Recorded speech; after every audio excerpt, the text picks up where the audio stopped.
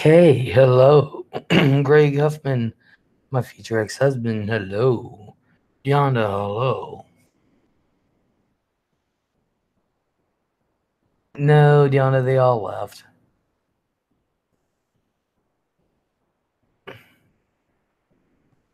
Vintage Gal, hello. Mrs. Zombie, hello. Monique, hello.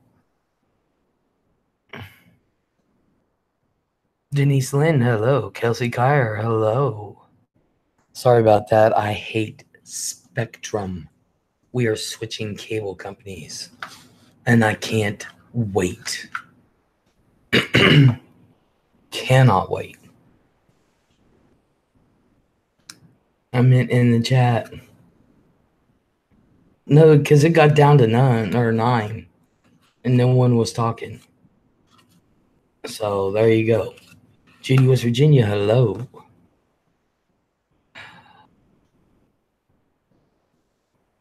So I know you meant in the chat. Not stupid. Thought you meant at my house. Didn't you just leave my house, Deonda, which is Mantra Phoenix, hello.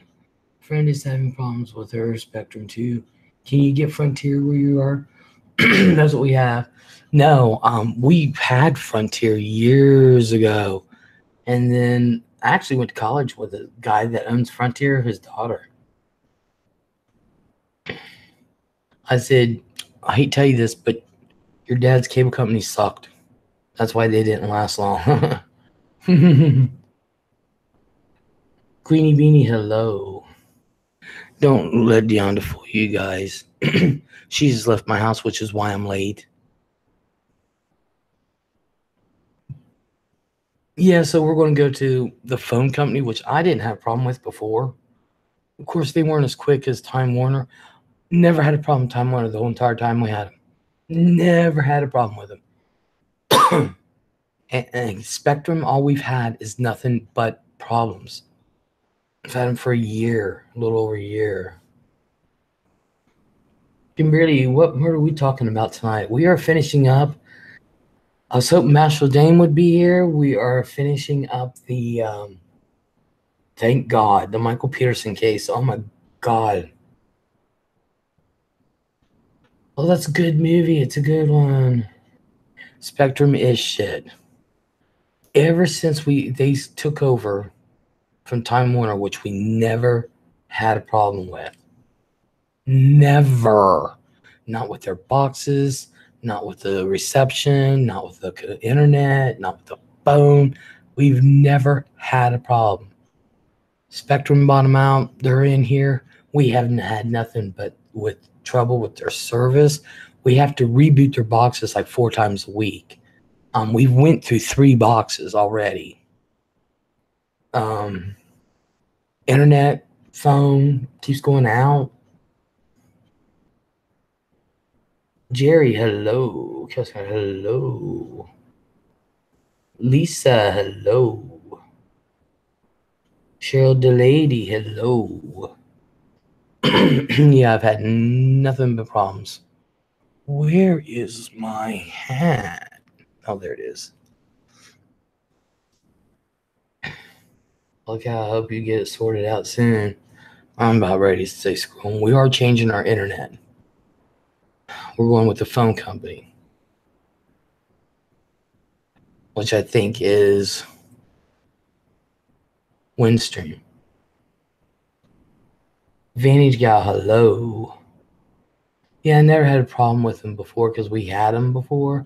They just weren't as fast as cable.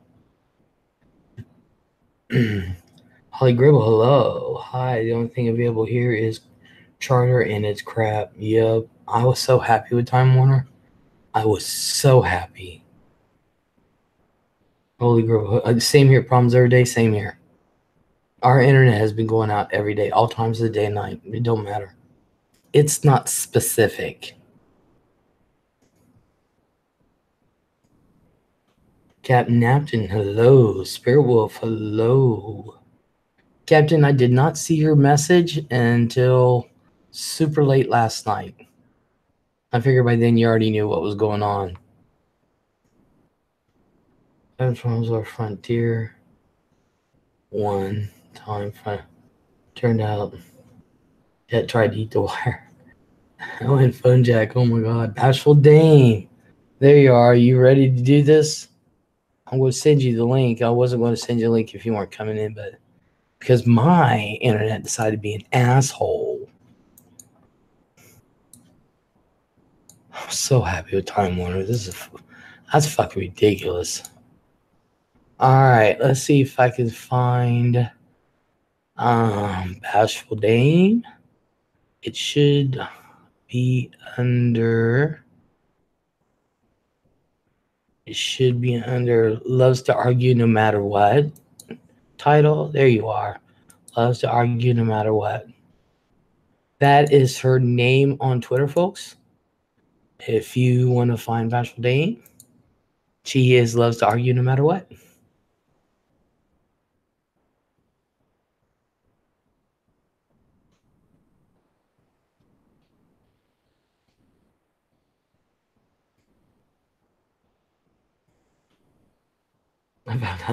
I figured you did by the time I saw it. I need to give you my. I had to text you so that way you'll have my number in your phone. That way, if you text me, I get it like right now. Our phone is Windstream, but our internet is direct TV, AT&T. Yeah, we're just gonna go to Windstream.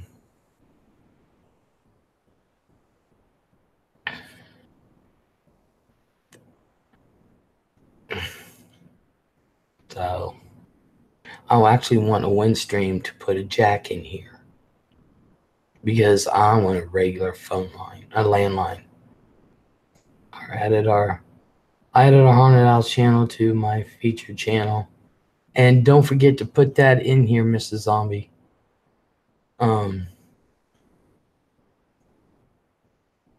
You're more than welcome to do that. I think it'd be fun for people. Bashful Dame, I sent you the link. Let's get this ball rolling.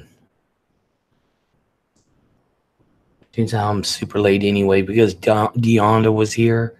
Keep me behind anyway.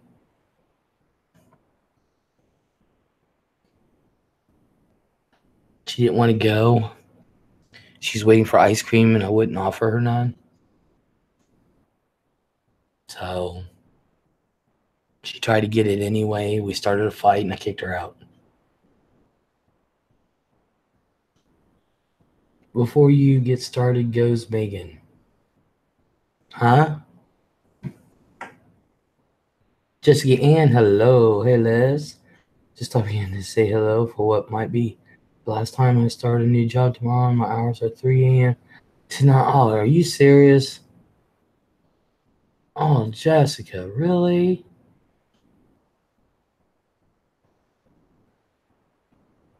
Gotta be kidding. Oh, how is Megan? Megan is, from what Lisa told me, she is packing, get ready to go. I've tried to call her. I'm going to still try to call her.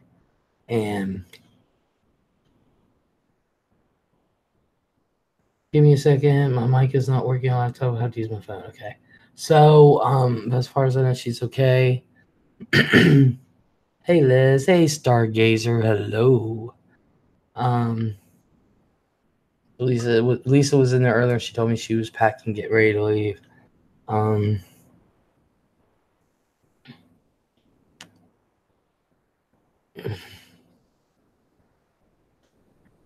Deanna, nobody cares.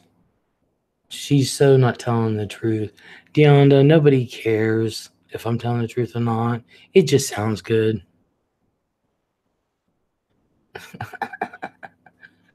It sounds good that you came over here, tried to attack my ice cream, got into a fight, and I kicked you out.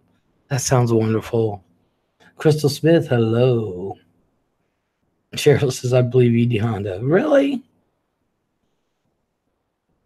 Crystal says, where are we going? I'm not going nowhere. I kicked Deanna out of my house, which is why I'm late. That's the rumor I'm spreading anyway.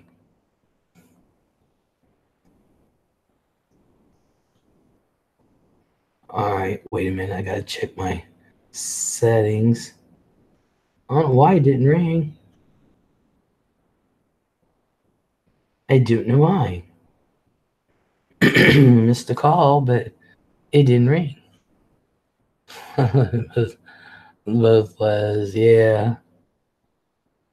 Crystal Smith, I need a vacation well before August 21st. Why?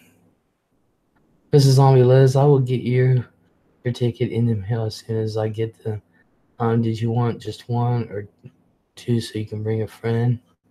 Oh, hun, you don't have to do that. I'm more than happy if I'm able to go down and when I go down, to pay for tickets for a great cause. No,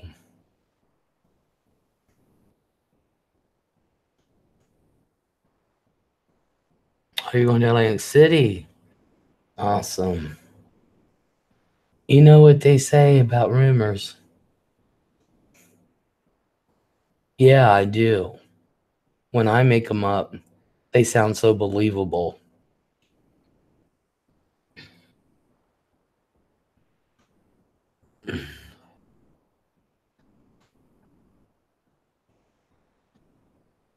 Oh, Deonda. Y'all were waiting for Bashful so that way we can get this. I watched.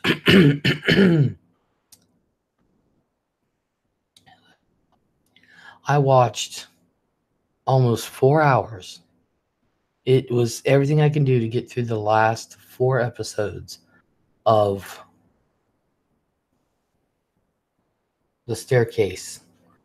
And that could have been all condensed down into 20 minutes.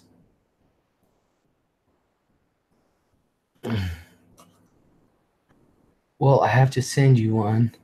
It's the least I can do for an awesome person. No.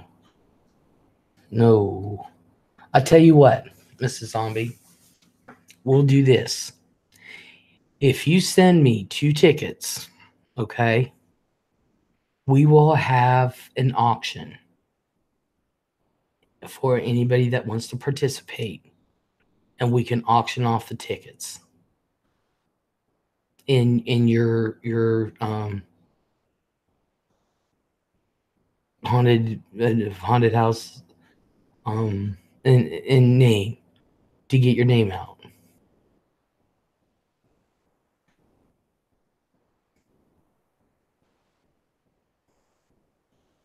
Does that sound like a plan? Just like free publicity and all that goodwill. We'll auction off the tickets. I can't guarantee anything, but I certainly will try. And where's this at again? Scottish Siren, hello. Texas Farmhouse, hello. Texas Twister. Notice Katie's calling you that now. Katie's calling Texas Twister. Because I couldn't say it right. Oh, and by the way, you guys, I am almost high. Yeah, Waverly. But I don't remember where Waverly is at. Campbell's wife, hello.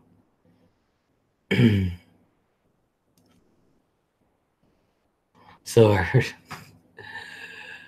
oh, see, I call you Texas Twister enough, people are going to catch it. So now a lot of people are going to call you Texas Twister.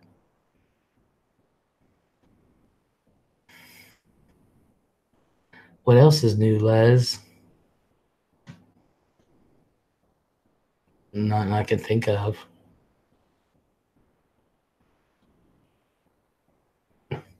Oh, there is something new. Lisa's got a new boyfriend.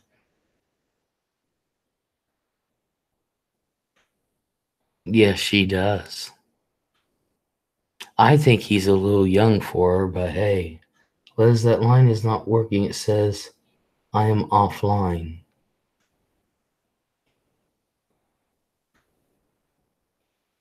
What?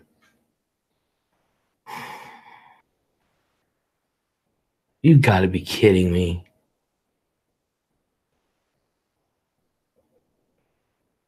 I don't know what to do. I don't know what that means.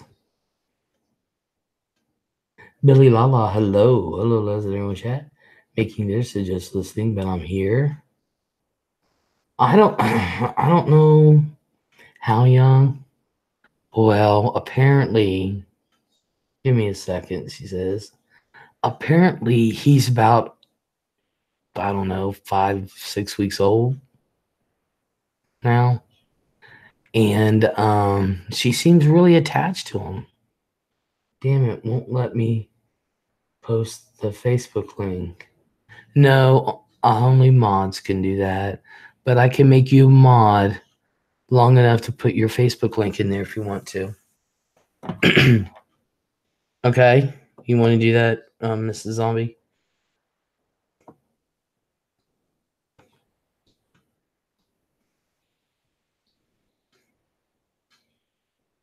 Edna Barrows, hello. All right, I'll make you a mod. And then you put your link in there. And then it's just temporary, so. Hello. All right, I'll make you a mod. Bashful always has to make a grand entrance. Can you hear me? Yes, I can hear you. All right. Texas Farmhouse says, y'all, I'm emotionally drained. Me too. Okay, there's her, there's Mrs. Zombie's Facebook link to her backwoods zombie. When she gets them, I've accepted 2 tickets from her, and we're going to auction them off. Pro Bubbles, hello. Oh, where did she go? Bashful, you still here? Yeah, I'm here. Okay, all right. Yes, it's true. And he is the best kind of man. He doesn't talk back. He still whines and cries like a man, but don't talk back. Oh, Wanda Rose, hello. Jeffrey Taddeo, hellos. Les, you need a theme song to start your show. I know, and every time I think I've got somebody to help me, it falls through. So I don't know what to do. I ain't got that kind of luck other people's got. I thought Art was doing a great job. What? I thought Art was doing a great job. No, we were talking about theme song and stuff. Oh, theme song. Oh, I'm sorry. Yeah. Cheryl DeLady, how much are the tickets? I don't know. I'm going to auction them off though. And when I auction things off like that, it's free. I just use random.org to pick the number. Everybody picks a number they want. Kenneth the Kentucky fam, hello. I just like him, you guys. Kenneth is I just like him. I can't help it. And I want to help build his channel. He's just a nice guy. I like him. Derek, hello.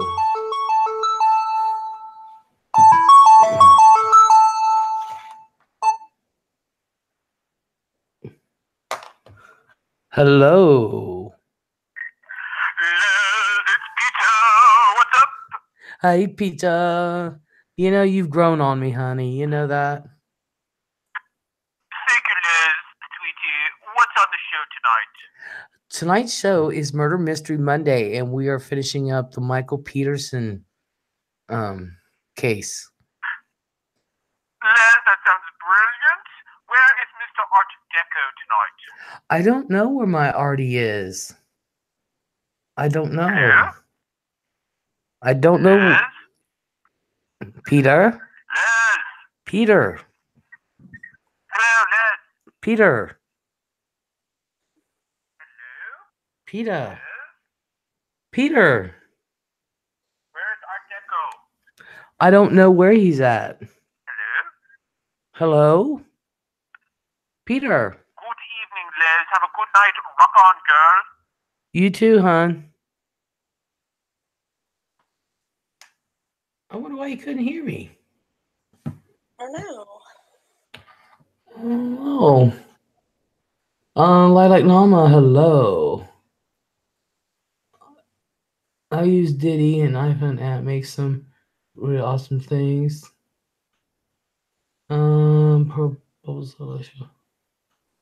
Thank you, Les. Oh, you're welcome, Kenneth. I just like you. I just think you're great. Lindsay, hello. Monique. Did I ever say hello to Monique? Hello. Zorg, hello. Rockin', where have you been? Getting ready to take a vacation, looks like. Wow.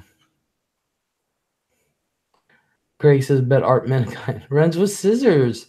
Where have you been? Hi, Les. I just love listening to your shows. Well, thank you. You've been gone a while. Been gone a while. Okay. Gay and liberal. He's in there trying to be sexually overtoned. As usual. When he don't realize I'm not being sexually overtonish. Right now. Right now. Yes. I was sick, but listening after your live. Oh, I'm sorry you were sick. I'm so sorry. Okay. Scotty says, I miss Peter. He couldn't hear me for some reason. So what we're going to do is we're going to finish up the Michael Peterson case. And if there's anything like true Bashful and Les style, there should be an argument. I've been looking forward to it all day. So, thank you better now. What's top of your night? Tonight is Murder Mystery Monday, and we are finishing up the Michael Peterson trial. And then we're going to give our thoughts, what everybody thinks. And yeah, this was probably the most boring thing I've ever seen in my life. I'm kind of curious how many people in chat finished it. I know quite a few didn't because they got bored. Yeah, there was some definitely boring parts. When I watched it the second time, I went through and I skipped through a lot of the family talks and things like that. I wasn't, Well, yeah, you could have actually skipped. They could have actually skipped episode 10 on. They could have skipped all that. Right. Spirit Wolf. Well, shit, Les, I've got to go to bed. I'm falling asleep in the chair. Blessings all. Good night. Yes, you have a good night, hon. Yeah, we're getting a late start because my internet went out. Ed and Barrows watched it. I hope it is interesting. Oh.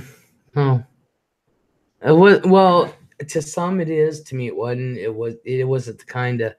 To me, it wasn't as interesting as The Keepers. But I've actually read and watched more boring shit than this. Oh yeah, I have too. So I watched it a couple nights ago. Okay, so let's just get into it so that way we can get these arguments over. Okay, now, although when he played Everybody Knows at the end, that was the only exciting part for me. Because I like that song too. Yeah. By Leonard Cohen.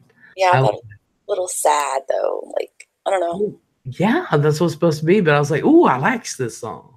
Oh yeah. Gecko. Texas Twister says The Keepers was great. Yeah. We went over that one. That was captivating from beginning to end. It truly was. Art Deco, should I send you a link, baby?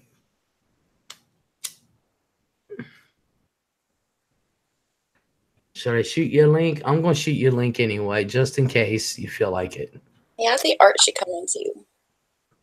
I think Art should always come in. Yeah. We may need a referee. Well, you know whose side he's going to take. Well, of course. Your side. No way. Everybody takes everybody else's side but mine. I don't think I have a cheerleading squad. You have a whole room full of cheerleaders. Oh, they all know me too well. They know not to root for me for nothing when it comes to this shit. They know better.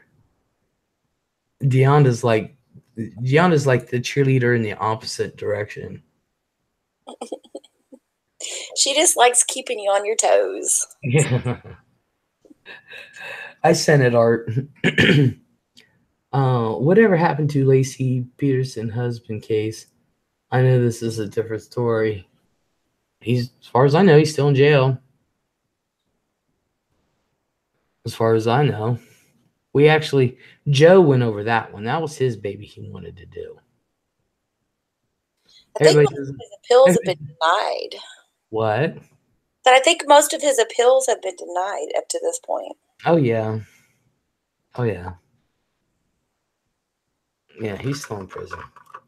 All right. Liz, why didn't you give Deonda ice cream? What the fuck? Because she was going to touch my ice cream. I don't even let my granddaughter touch my ice cream. That's a lie. Y'all know that bunch right there. I'm like, baby girl, you want some ice cream? Yes, I do. Would you like some chocolate sauce on it? Yes, Gemmel, that would be nice. Oh. She's been watching this show. And I don't know what it's called. It's on YouTube for kids. And I don't know what it's called, but it's an Asian family. And she's starting to talk like them. And she's so polite because they are so polite. Well, that's a good thing then. And so she's like, Camelelli, I had no milk in my kitchen. What do I do? I'm like, oh, God. I'm like, oh, my God. All right, Lusty's in here. Hello. So yes, they have. I will be your cheater, said Mrs. Zombie. I just say that bullshit. Okay, let's get this started, okay? All right. She's mean, Art. You know what? I hate the fact that Deonda knows who I am and that she lives so fucking close. I wish she lived closer to me. You can have her. I'm willing to sell her. No way. I tell you what, though. Don't piss her off. You really don't piss her off. Oh yeah, I could definitely tell she would not be one you'd want to battle with. No, she'll black out and beat your ass. Oh yeah. Okay, episode 10 of The Staircase. So far, we're up to he's been in jail for 8 years, or prison, whatever, for 8 years. And this guy, he got off because the blood spatter dude, what's his name? Dorcas? Deaver. Dieter. His name is Deaver. Found out that he lied and he didn't use the right techniques. He doesn't know what he's talking about. And Les, I was hoping you would say the cheer. I don't know what the cheer is. Okay, runs with scissors. Just finish this. So we're up to the fact that he had petitioned for a new trial because this Deaver dude doesn't know what he's doing and he's fucked up other cases. And he had, because of his fuck ups, other people have gone to jail. In this one particular case, the guy came out. The guy got out and found out that Deaver, all of his cases, he fucked them all up. He's no good.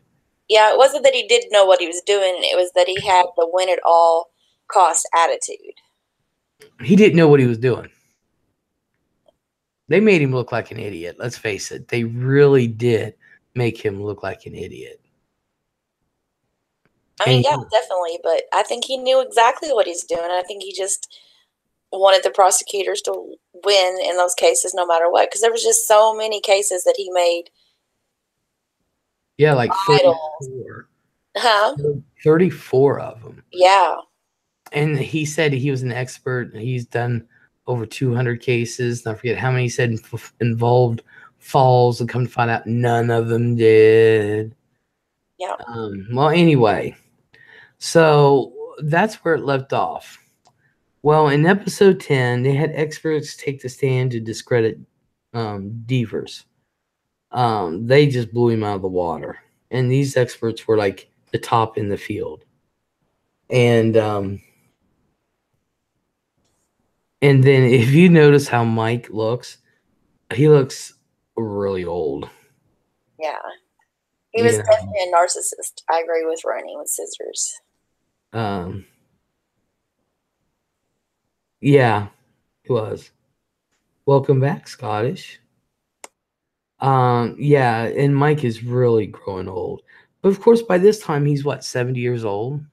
68? Right. He was 68, 70, something like that. Yeah. So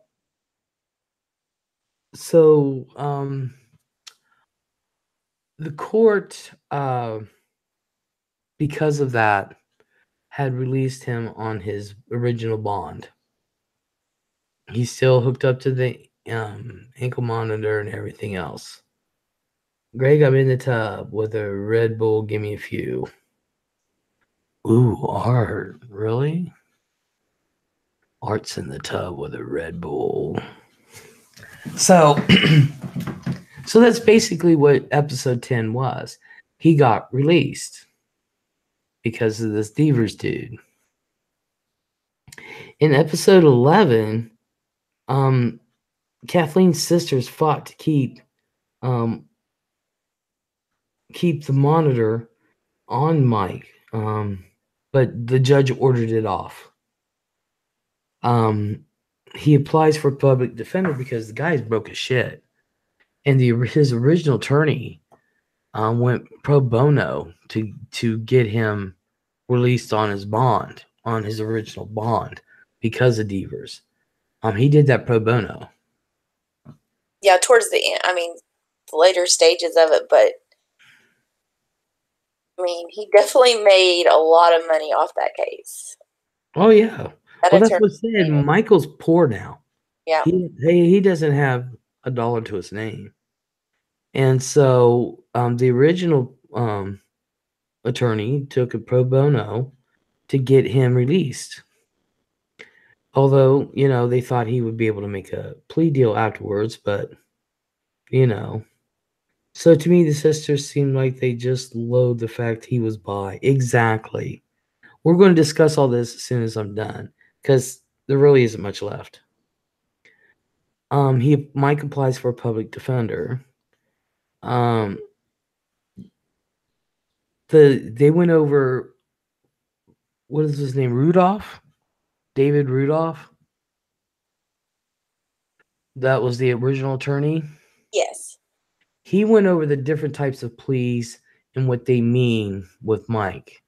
He said, okay, we got you released. They're probably going to do a plea deal, this and that. They were really hopeful for the plea deal. Said it wouldn't make no sense for them to try you again.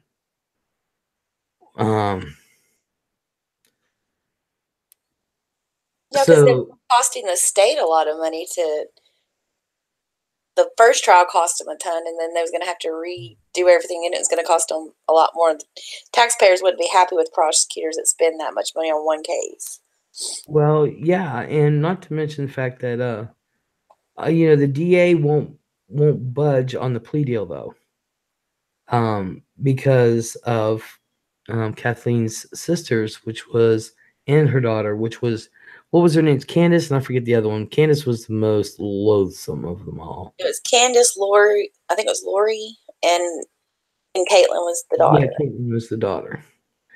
So David calls Mike and tells him, because Mike thought David would be involved in the case and finish it through, and it's like, no, I can't do it no more. So Mike gets a little pissy, but David got him in touch with a really good lawyer.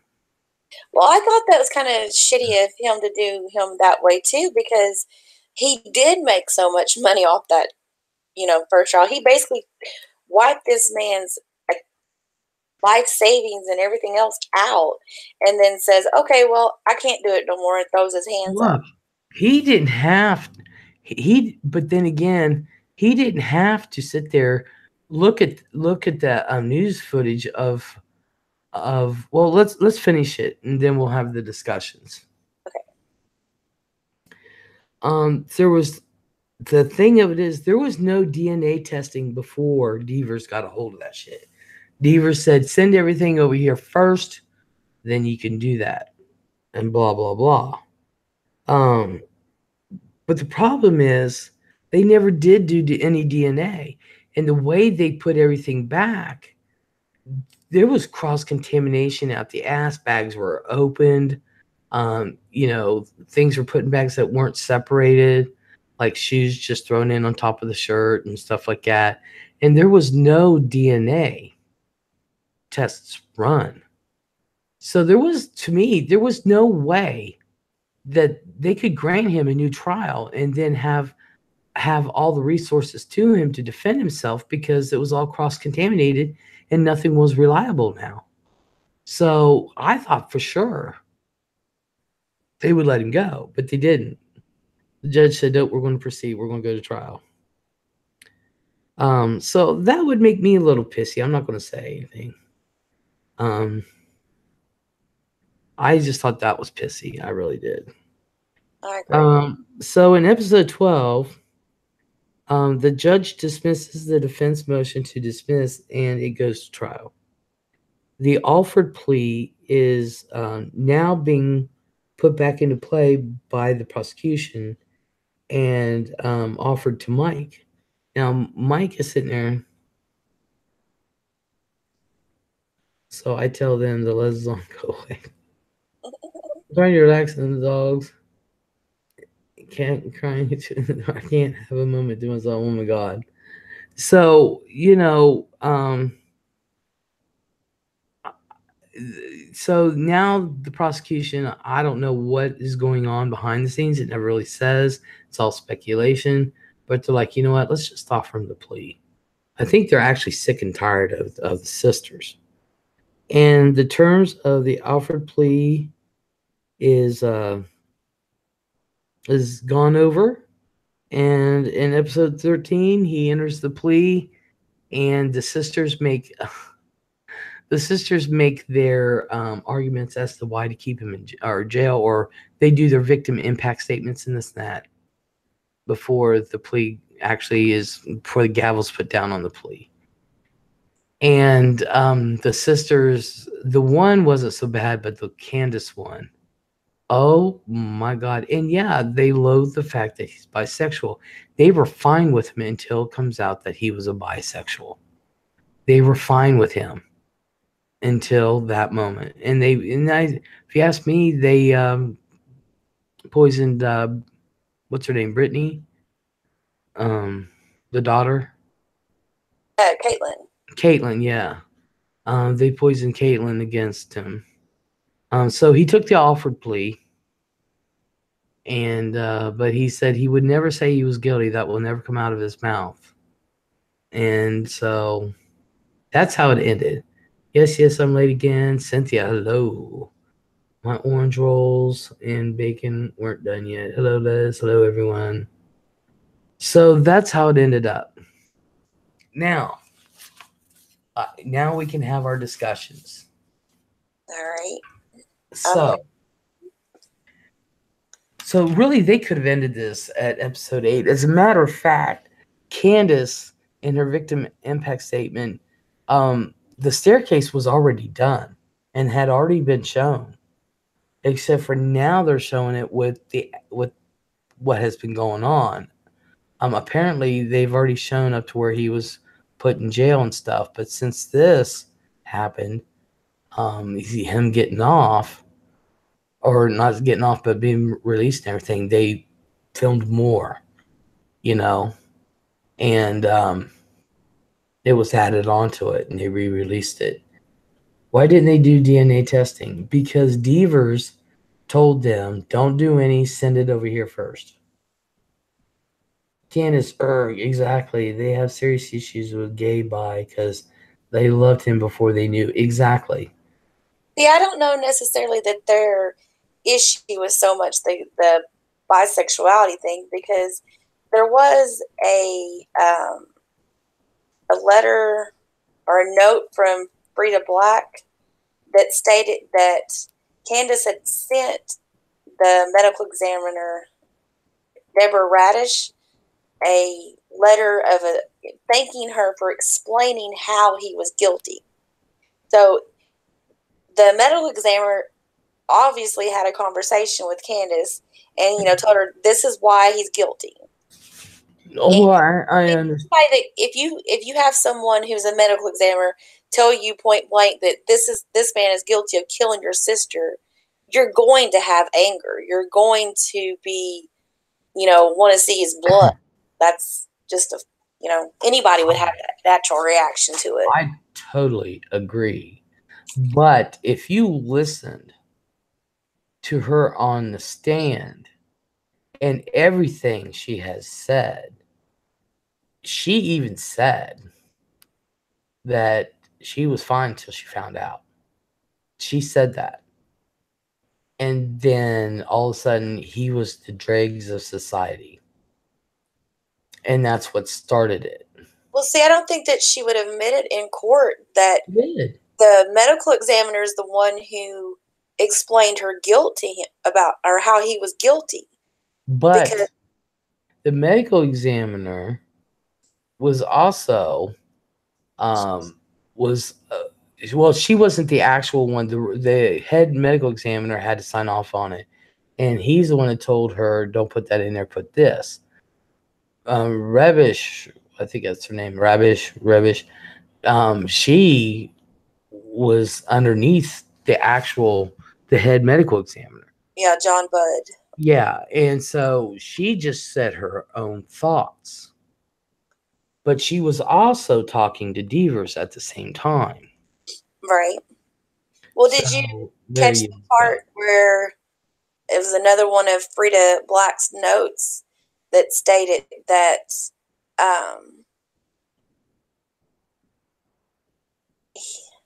in her initial examination, she did not come to the conclusion that she died from blunt force trauma to the head. She came to the conclusion that she died from bleeding out. Yeah, I caught that. Yeah, and then John Budd made her change that. And so, to me, it was all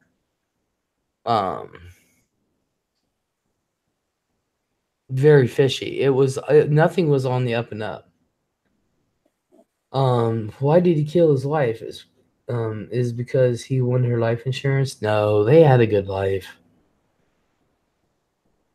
But she was really the one who was making all the money. Well, that's what I'm saying. Why would you want to kill your meal ticket?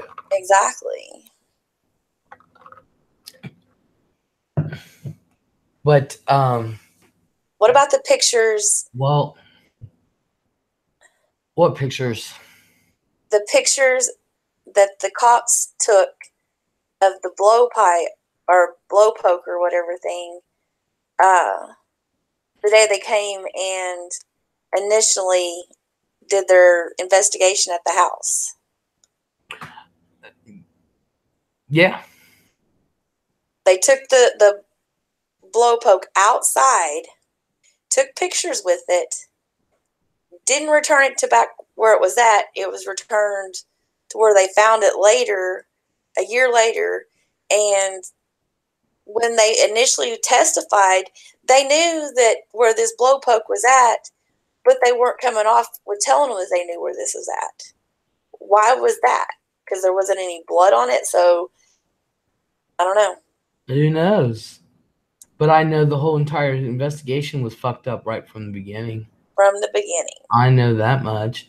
So someone in there asked, I think it was Lusty, so do you think Mike did it?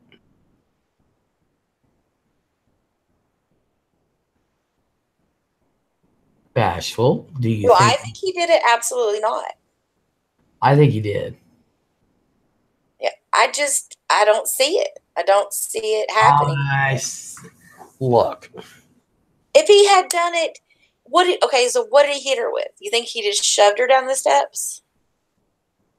I think, honestly and truthfully, that they were arguing and that it only took, all right, this is what has me questioning. And no, I'm not an expert. I'm not. But I have seen head trauma. They do bleed a lot. I know that for a fact. I sat there and held a lady. She fell, gashed her head down to the bone. You could see it. There was a lot of blood. There was a lot of blood on me. But you want to know something interesting, though? There was no blood splatter. Now, that was just interesting. I was like, man, you'd think it would have went everywhere as much blood.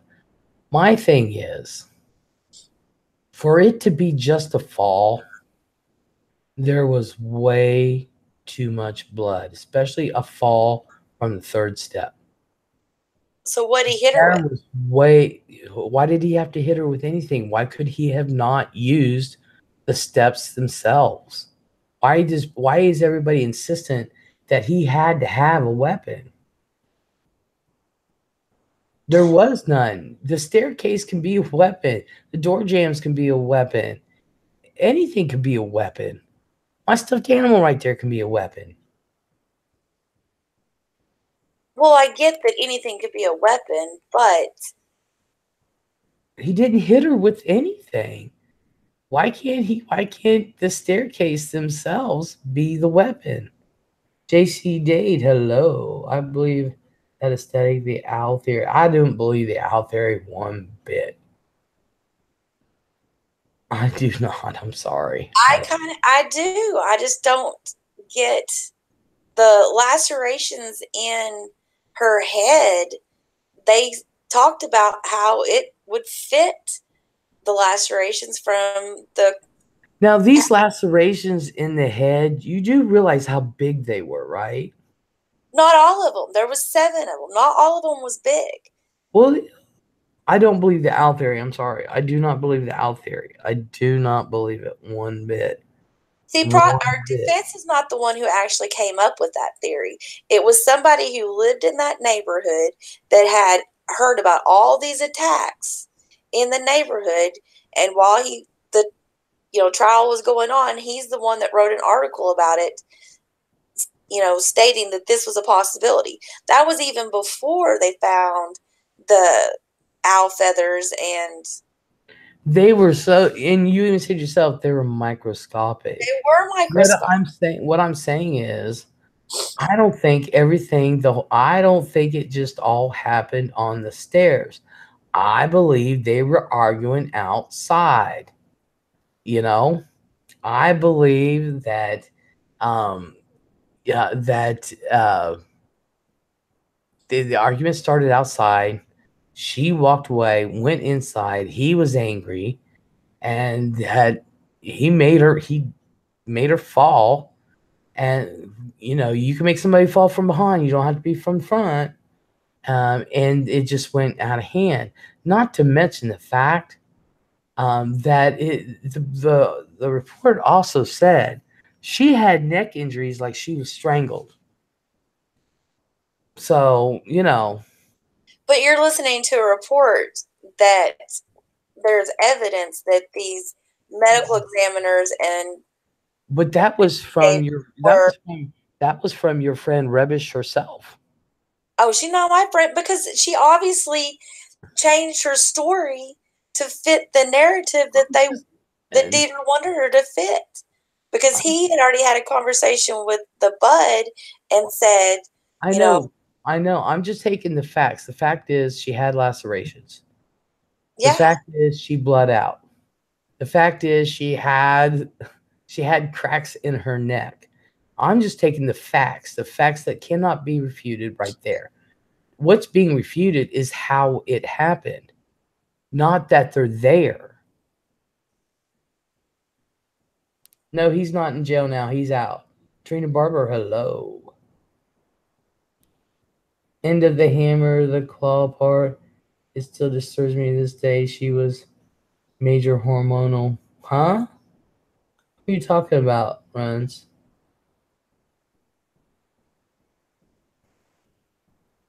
Cheryl Delaney, can someone explain owl theory and where are the stairs? The stairs are inside the Peterson home. They're inside.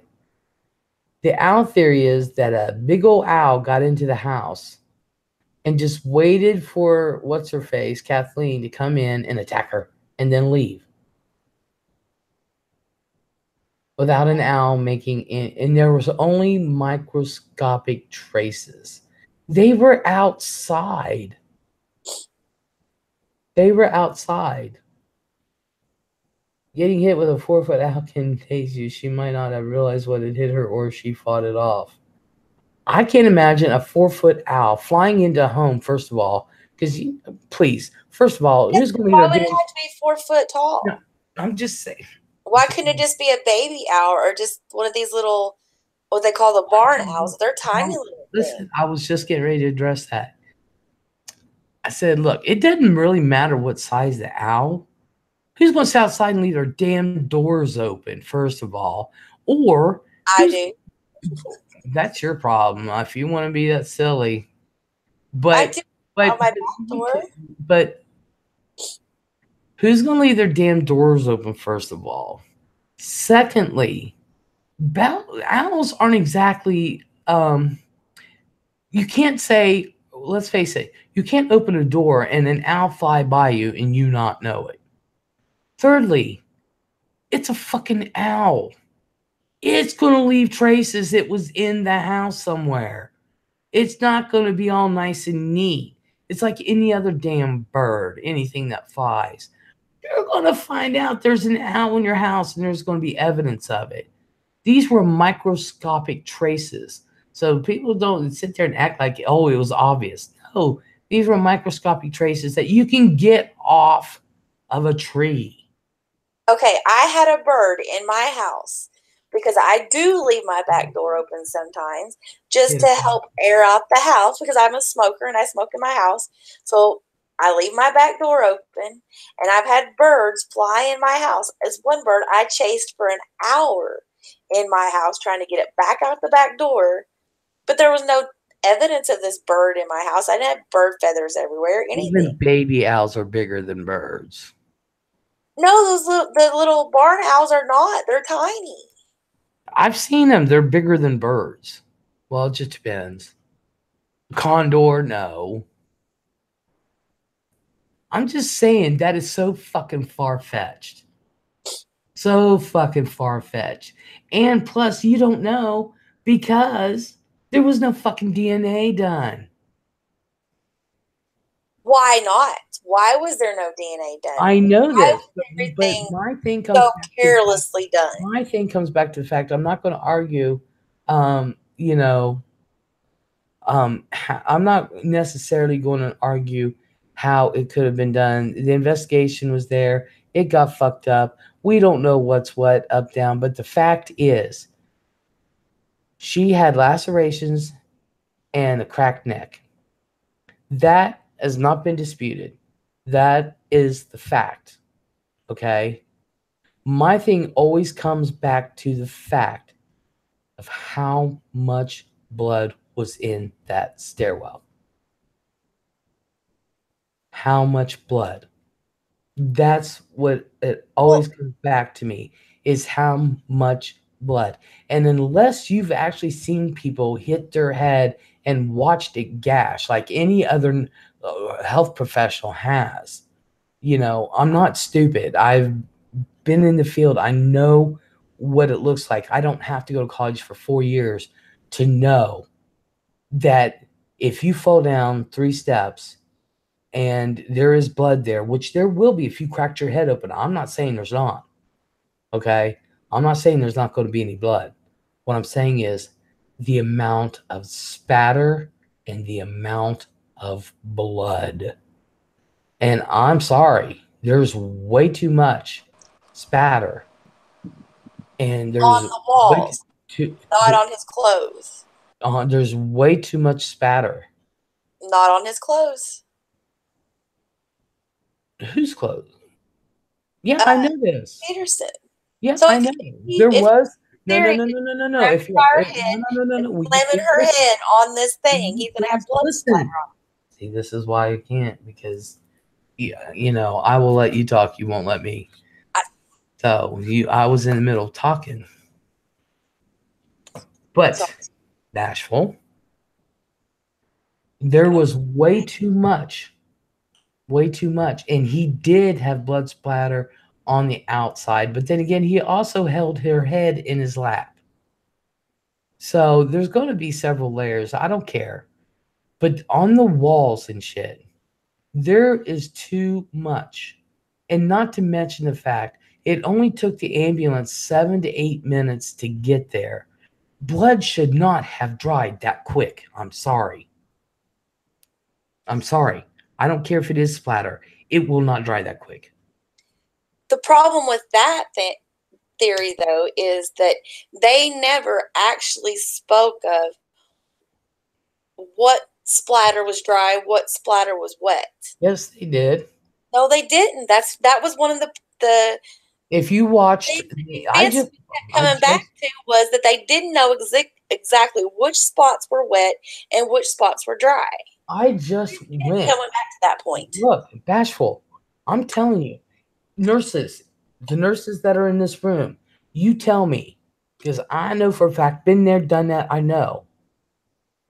Does blood dry in 7 minutes?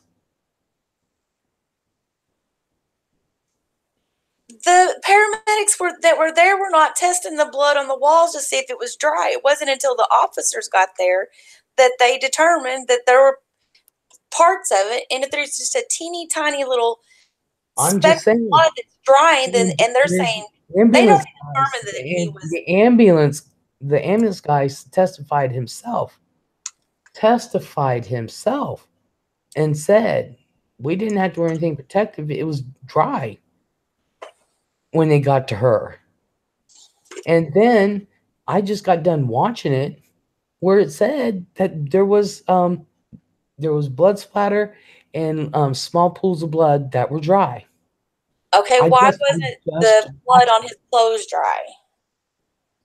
By the time they got there, it probably was. It wasn't because the way that they collected his clothes, they preserved the blood.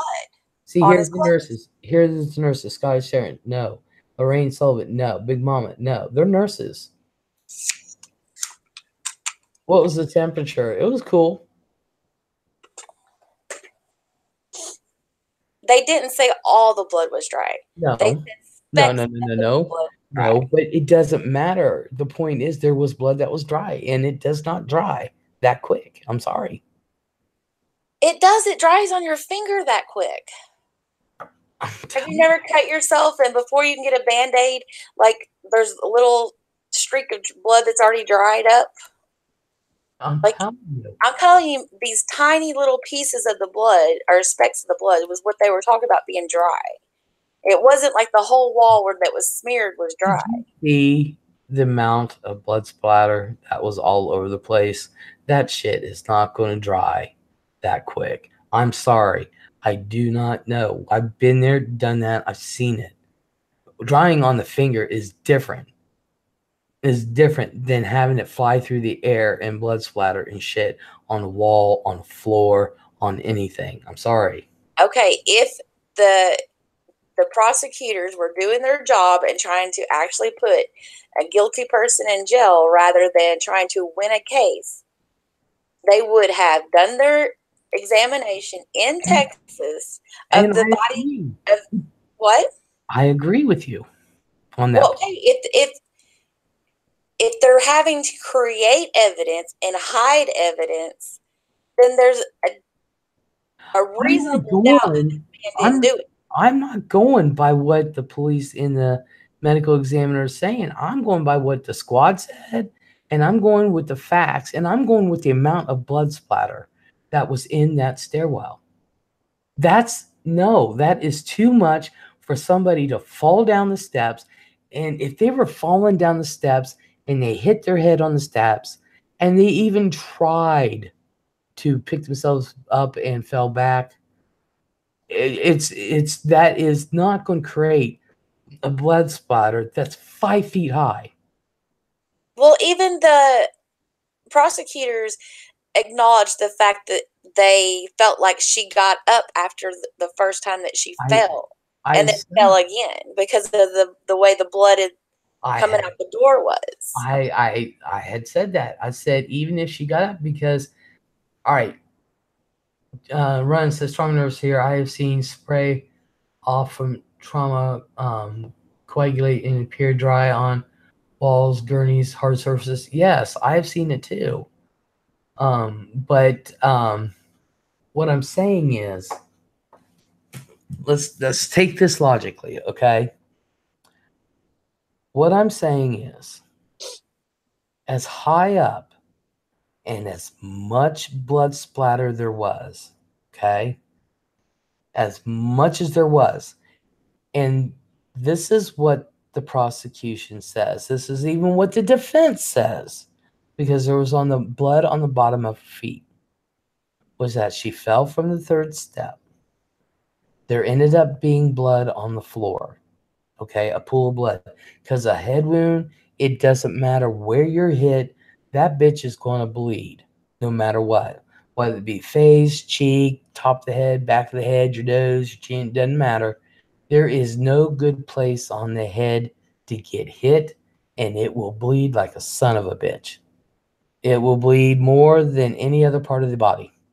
It really will. I give you that, okay? So there was a pool of blood because the stairway goes down, and then 2 steps go down this way. It curves into a 90-degree angle. And at the bottom of that 90-degree angle on the floor, there was a pool of blood. She fell back off the 3rd step. Her feet ended up on the floor. Somehow her head did first. And then she turned herself around.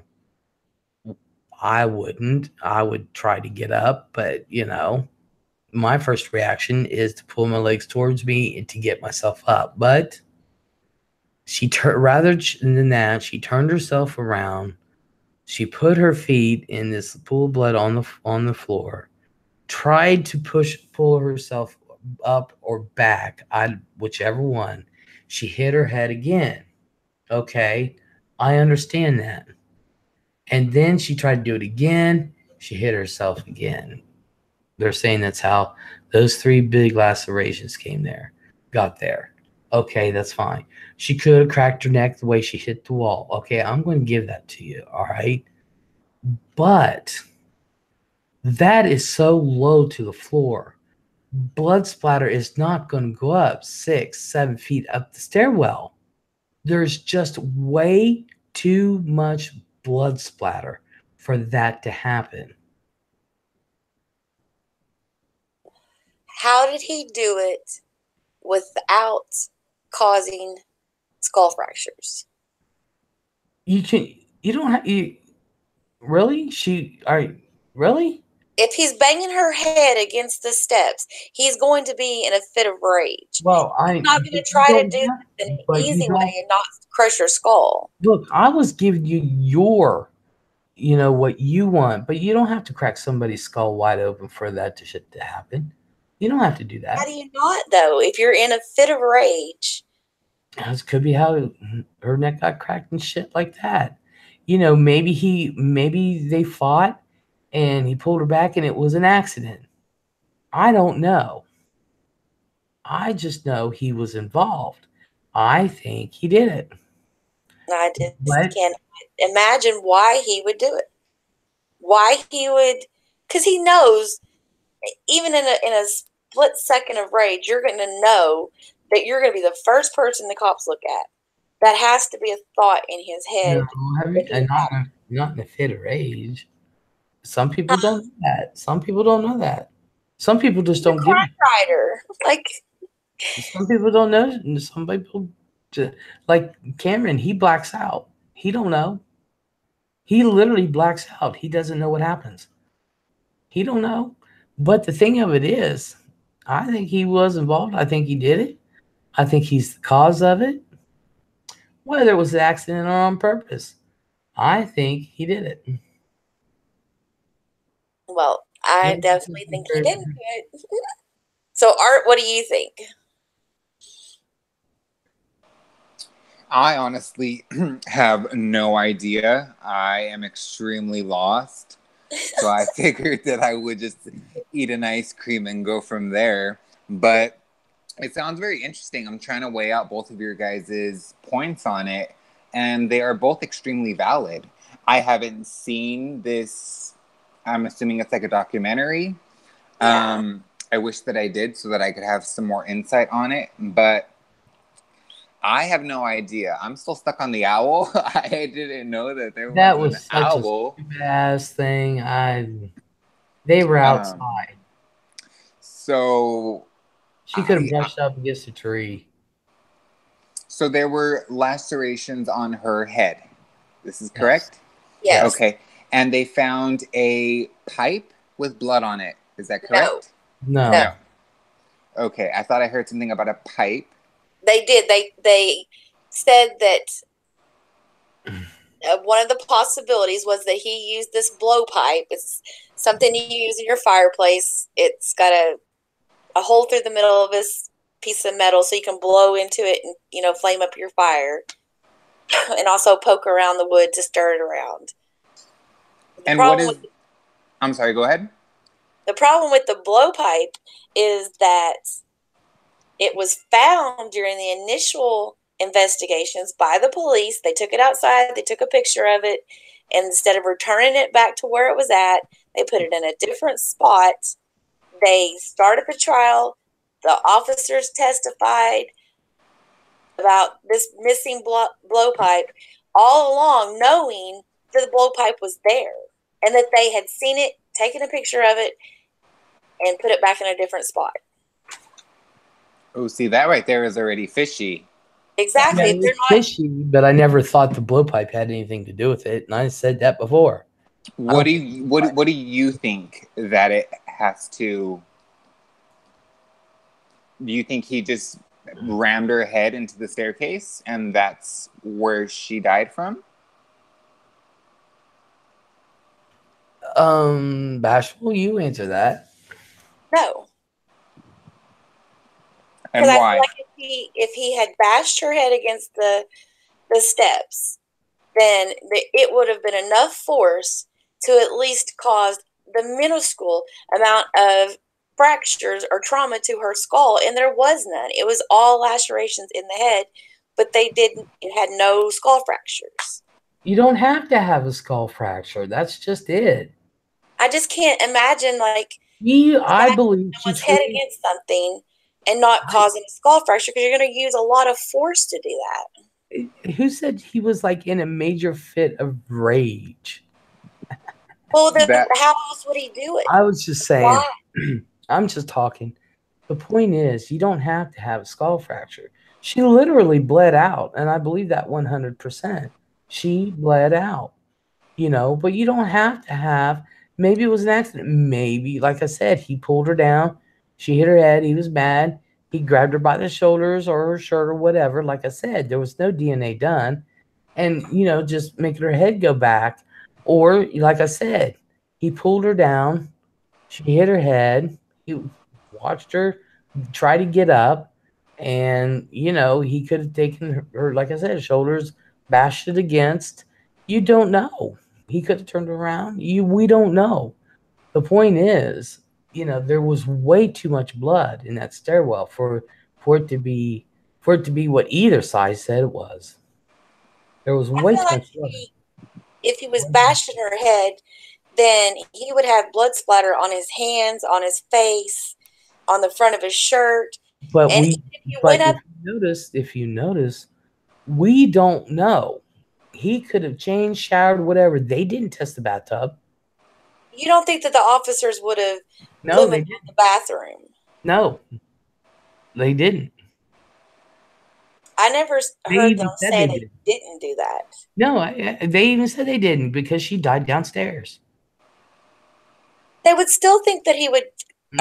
Because he had blood on his because he had blood on his shorts. We don't know if there was blood on the shirt because it was already contaminated. They never did any testing on the shirt, but because he had blood on his hands, you know, he had blood on his shorts. There was blood. There was no need for them to check the bathtub because he already had blood on him. You know, they figure, oh, he couldn't have changed. He has blood on him, so he's guilty. You know, that's the way I look at it. But you know, I look at it like they went into this house with this situation, and when they found the evidence that he was talking to Brent or Brad and all this other information, they automatically formed a negative opinion about this man because he was bisexual. So they did everything in their power to try to cover up things that might prove him to be innocent and create things to make him look guilty, all because of their negative opinion about him because he was a bisexual man. Kelsey That's Cotter, the reason they did not want the autopsy of the first lady that fell the first time done in Texas because they wanted all control over it. They didn't want a third party sitting there saying, hey, wait a minute, maybe you're making a mistake there. Maybe this is not right. They didn't want that. That's the reason they took all this time to bring her back to their offices so they had complete control. They was covering everything up to prove him innocent, but could have proved him innocent. No. Kelsey Cotter, hello. She says, but the defense has to prove the case. No defense has to prove their case. No defense has to. No. The prosecution always has to prove their case, and it's up to the defense to throw reasonable doubt in there. The prosecution must prove it. The defense doesn't have to prove it. They don't have to prove their theories are right. They just have to make a different theory. This is how it could have been done. But I'm not going by all that. I'm not going by what the police did. I'm not going by anything. I am going by what the squad said when they got there, and I'm going by the blood that's there. Just from those two, because everything else was fucked up. There was no DNA done. There was no proper testing of how it could have happened. There was nothing done. There was nothing done that was what the squad said when they're the ones who were involved with the hiding of the blowpoke. No, they weren't. The squad? The lead investigator was, yes. That one investigator had nothing to do with it. The squad comes, takes every person, and takes the person out. That's what the squad does. The ambulance drivers. Yeah. Well, that's not what a squad. I think police officers. I don't think ambulance. No, I would say the police. I'm saying the squad, the emergency squad. See, our ambulance here transfers like from people from the nursing home to a hospital, that kind of thing. And the emergency squads, are the ones that come and save your life. Well, I always just refer to them as a team. I've never heard it referred to the squad, but okay. Okay, so that's. I don't understand though. They're in the mode of trying to. When they initially get there, they don't know this woman is dead, so their first action is to try to assess the situation and try to see if they can save this lady's life. Their first they knew the house is not looking at all the evidence that's going on to say whether this man did it or not. They're not police officers. Then, if you've had any squad training, you know you are to analyze everything around you. You are there to save the life, but you are there to observe also. And that is what they're trained to do. But they knew she was dead, but by law, you have to try to bring a person to life. But she was already dead when they got there. Already dead. So, but by law, they have to take her in. It has to be pronounced or this, that. You know, since the squad was called, they have to bring her in. Now, if the squad wasn't called, just the police were called or whatever, they would have the coroner come in and they would pronounce them right then and there. And then they would take them to the coroner's office. They figure out what happened. That's how that situation works. See, in our state, the coroner goes to the site. Well, you have to have the coroner if the paramedics pronounce them dead at the scene, then the paramedics has to go to the site. The paramedics cannot pronounce death. That's why when they go, the paramedics, they have to take them in. They have to hook them up and try to save life, and then the hospital can pronounce. But the medics cannot pronounce. They cannot diagnose. They cannot do anything else. It's like, hey, they got a pulse or you don't, and if you don't, they will try to save you and bring you back, and they get you out of there. That is their job. That is what they do. That is their job. They have to. I don't know about any other state, but here by law, I could be lying dead, and if Frank calls the squad, they have to take me to the hospital to try to save my life. They have to. Now the hospital can pronounce me dead on scene. I mean, on site when I get there, the hospital can pronounce me, but the squad So they can. put you in a body bag and haul you out on the stretcher, and then when you get to the hospital, they have to try to save your life. No, the only time they do that is when the coroners. If there's a death at the scene, if the police say this person is dead, the coroner comes, and coroner comes, pronounces them dead. Then they put them in a body bag. The ambulance will come, pronounce them. They won't use a squad. They use an ambulance. I'm telling you. Well, I don't know if it's everywhere else, but it could be a squad, I guess. But anyway, that's when the ambulance will come and they'll put you in a body bag, and then they'll take you to the coroner's office, or the coroner bus will come and take you to the coroner's office. If, like, say somebody went and shot me and I'm dead here, you would call the police, and of course you would call 911. But if the police no, they're gone, this and that, they call the coroner in. But if I'm laying here on the floor bleeding, or even if I'm passed out and I, you can suspect I'm dead all you want. Fran calls the squad first. They have to try to save me. That's all there is to it. They will not pronounce me dead. They cannot. But if I see a lot of people in the chat saying it varies from state to state, city to cities, and I believe that. Well, then, I believe it's one of those things that it just varies, because I know that when the ambulance comes and they give up trying, then the coroner comes and pronounces the person dead, actually. Yeah, the coroner comes. Workers are the ones who stop working. The coroner pronounces dead if they are called in by the police. But if there is no police scene, and like say Fran calls the squad, then they have to take me to try to save my life. They have to try to save my life. That is one thing they have to do. And then the hospital can pronounce me. But, if I'm sitting here shot, got a big old gunshot wound in the chest, and the police get here and they find me dead, they'll call the coroner in. If they don't, they'll call, the squad is on their way anyway. So, test Modesta unless you have a DNR. The squad won't know that. The squad does not know that. Your DNR should be on file at the hospital, but the squad don't know it. It wasn't considered a crime scene until after the DA got there, or not the DA, the criminal investigators got there. That's when they determined it was a crime scene. Initially, they responded to a fall.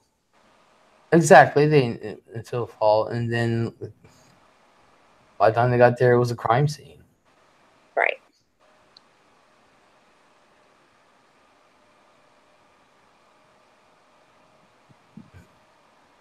You have to have it at home, and your chart, of course. Okay, sorry, Ron. So many see here that I remember, says Ryan Summers. Hello. Van Lufa, hello. Tess, hello. I just love conversations like this, though. I'll be honest with you, I really do.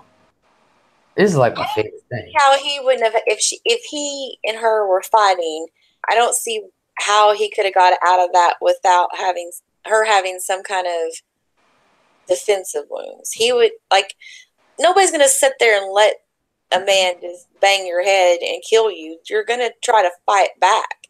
Well, when she fell back, however it was done, when she fell back, she hit her head. You're not thinking straight. Trust me, your eyes go cross-eyed. Oh, I can agree with that. Okay, so you have a couple new people in. Go ahead and update them with what you both are talking about. Give them a little recap real quick, because quite a few people came in, if you want. Lorraine Sullivan, hello. So I'm just going to see if there's anybody I missed. JC Dade, by the way, hello. It's Van Lufa. I said Van Lufa. Oh, I didn't hear you say that. Sorry. Oh, I should have. In case I didn't. Hello. Basically, we're going over The Staircase, which is a series on Netflix about the Michael Peterson trial. Um, they he's an author. His wife, I forget where she worked, and they found her dead at the bottom of the stairs in his house. He called 911. Found her dead at the bottom of the stairs, and they determined that night it was a crime scene. I'm just going in. I know we find things out later, but so short time after that, they arrest him for her murder, and then they start investigating. Found out that he was bisexual, and they used that against him, saying that he was an adulterer. You know, he's seedy and all this other shit. Made it seem like they didn't have a happy marriage, even though everybody that's ever seen him said they did. And then found out there was a circumstance when they lived in Germany that their friends, their friends, the father had died, but that was not suspicious. But the mother, but the wife was found dead at the bottom of the stairs. Michael was there. And they had 2 kids, and Michael and his second wife, Kathleen, who they were talking about, Michael ended up adopting them. They ended up adopting them, those 2 girls. So they're using that, trying to bring that in on the case, and things just didn't sound right anyway from the beginning. And then he was found guilty. He went to prison for 8 years. Found out that Devers, who did the blood splatter analysis and stuff, was a fraud. So he got a new trial, but he ended up taking the offered plea. And that's when we found out that the cops were doing everything to frame this guy. I mean, there was things done just to frame this. So frame this guy. I don't like the way that it was handled. And now we're arguing the case because he took an offered plea and he's out free and everything. But, you know, did he do it or didn't he? And now we're arguing, and that's why I have Bashful on here, because she likes to argue, and I love these kind of discussions. Good night, Greg. I like to debate, not argue. Uh-huh. Uh-huh. What's up, Art? Good night, Greg. Oh, Greggy. Alan, they did find microscopic owl feathers and tree bark in her hair. It was fucking microscopic, not to mention the fact, like I said, to get into the house, you have to walk through trees. I was just answering. I'm just saying. You say microscopic. Everybody thinks there's these big-ass owl feathers. Microscopic. I said You microscopic. can't see them unless you're under a microscope. Right. Well, I said that. But Peterson was not at the house when the first lady fell. He came later when the nurse called, or when the housekeeper called. You sure can, Van Lufa. Well, yeah, the housekeeper called, but how do we know? How do we know Mike didn't have anything to do with it? How do we know this? How do we know? We don't know. Although the judge did admit at the very end, when they were just doing, when they were just talking and shit, that the judge admitted, he said that that should not have come into play, because I really didn't consider that a whole lot of evidence, to tell you the truth. I really didn't. I hadn't even considered that, and I almost forgot about it. That where the first fall from the girl's mother, how she died, that was extremely prejudicial, and I didn't even consider that. And that his bisexuality should never have come into play. The judge admitted that. You see Van Lufa's comment? But he was the last person to see her live, is what they said. What'd you say? No, did you see Van Lufa's first comment up there? Les, can I come on panel to talk about it? No, the one after, I think. He was the last person to see her alive, is what they said. Uh-huh. Yeah. Yeah, he's out now. Yeah. So how did he get out? I heard something about a plea deal. Yeah, well, he was released after they found out that Devers fucked up the whole blood splatter and contaminated and lied and everything. So they released him, I'm and here. the judge, hello, and Hello. the judge ordered the monitor bracelet off, which really pissed Kathleen's sister Candace off. Really pissed her off, royal. And then he was out on bond, and he took the Alfred plea. He served more time than what the maximum on first degree manslaughter. Um, he somebody's echoing. That's me. I'm turning it down. So the maximum on the Alfred plea with the first degree, well, it doesn't matter if it's Alfred plea or not, but the first degree involuntary or voluntary manslaughter was 84 months, and he served 90 something. So that's why he's out. He's already served his time. So So they said that they said that Michael Peterson was the last one to see that gal alive, though, that Ratliff. He took her home that day. Yep.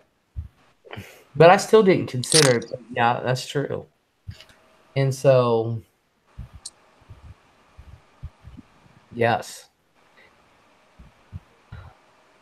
So, I and Bashful's quiet now because she knows once again that Les is right. No, I'm rolling a cigarette. You're definitely not right, Les. You're definitely not right, Bashful. I am too, always. I'm just saying there's other ways it could have happened, but I still think he did it. I just don't see a real motive behind it. The prosecution never even brought up a motive. I think the motive could have been, and I don't have an opinion either way. I still think the motive could have been she found out about his infidelity with other men. I agree. Had a big fight. I agree. I don't know if he killed her, but the state was after him from day one. I mean, look what all they did. They found that damn blowpoke. They took it out of the garage. They took pictures of it and put it back, and then did not enter those photos into evidence. Shady the house. That is so shady. A lot of this was shady. I admitted it. The investigation was fucked up from the beginning, but I still think he did it.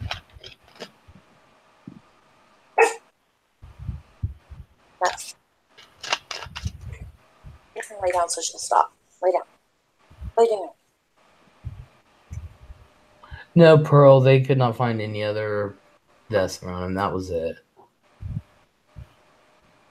But they also said there was no motive in that one either for him to hurt that other lady. And they never provided a motive here. But I agree with you. I think that's when she found out. Yeah.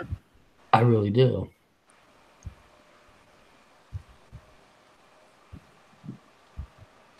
Oh, baby Gremlin is crying. Well, if she would just leave that child alone, he wouldn't cry so much. He's trying to sleep, Lisa. Yeah, I just don't see killing your meal ticket. I just don't see that. Yeah, I think it could have been accidental, but I still think he did it. It doesn't matter. It can be accidental or on purpose. I still think he did it. But she didn't. You're right, though, Bashful. She didn't have any defense wounds. She didn't have anything they said under her fingernails or scratches or. Yeah, and he had nothing on him. Mm-hmm. Well, And I just don't see him not getting blood somewhere on his shirt, his face, his hair. But we don't know. We don't know. Remember, they said that the blood that she was laying in was dried when the people got there, so he could have left and went and showered somewhere, but he still had bloody shorts on. They had bloody shorts on, and the pool of blood under her wasn't dry. It was specks of blood on the wall. They was talking about was dry. They said that it was the splatter was dry, and that there was just tiny I don't want to say pools because that gives people the wrong impression. Tiny little, bigger than blood splatters that were dry, because the squad didn't have to use anything to protect themselves. And usually that's what they'll do if it's a crime scene. Just in case they'll put shit on their feet. They've done it in my house. But there was no crime scene. Of course, I had a heart attack, but there was a couple that had them on their feet. Come over here. And so, In your bed, Sue. Sorry, I'm on mute for a second. Okay, so, but we don't know. He could have went up and showered. They don't know because of the color of shirt. They never did analysis on the shirt to see if there's any blood on it. They never did. There was no blood analysis done on the shirt. The shorts were covered with blood because he had her head in his lap. And so, of course, but there was also a couple layers of blood on there. Who knows? They never did DNA on her clothes. They never ran DNA on her clothes. There could have been. Crazy. Huh? That's crazy to me. Yeah, they never done DNA on his. They just did blood splatter. They never did DNA on his clothes. That was old Deaver. Yeah, it was. Yeah, right. You're right. It was fucked up. And if they had done it the right way, they could have gotten the results they wanted with him if they had done it the right way. He'd still be in jail today for it. But so I have a question. How long ago or when did this case take place? It started. She was found dead in 2001 and went to trial in 2002. The trial lasted a year. No. The trial lasted 4 months. Yeah, the trial lasted 4 months, but the investigation took a year and a half. Mm-hmm. And then he went to jail for 8 years, almost 9 years, and that's when they found the new evidence, or the Deaver screwed up and this and that and blah blah blah. I think that's insane. Even in 2001, they didn't take the proper precautions for this investigation from start to finish. Yep. And they cut around the corners, or they try to set him up. I don't know. I haven't seen it. Mm-hmm. So I can't give, my full debate on it. I wish I did, because I'd be debating with all y'all right now. But I think that is absolutely insane. Mm-hmm. The state pegged him guilty from the start, and they did everything they could in their power to make sure that he looked guilty. Well, my thing is that did the shirt have blood? They don't know. They never ran any tests. But he had blood all over his shorts. Of course, her head was in his lap. But the thing of it is, they needed to take more time. They did not need to do what they did. If you can put on a good enough circumstantial evidence case, you can win it. But, like I said, they needed to have a theory on how this happened and stick with it, because even as a defense, because I'm playing both sides, as stupid as I am about the law right now, I could have thrown reasonable doubt 15 different ways. That's why I was surprised he was guilty. But the defense didn't do it. I was like, well, you could have thrown reasonable doubt there. You could have thrown reasonable doubt there, and they didn't do it. And I was like, what the hell? Even I can throw that in there. But the state had to go and fuck up. They were set on a certain line, and I'll be honest with you, I really, truly believe it was because of Candace. Candace was on their ass every day. Yeah. People forget that. And when you have a loudmouth like that who's not afraid to talk to the press, she talked to anybody that wanted to talk to her. When you have somebody like that, they're going to, because they're the, other than Mike, she was they were closest relatives, they're going to listen to the family. Mm-hmm. She was on that DA like like flies on shit.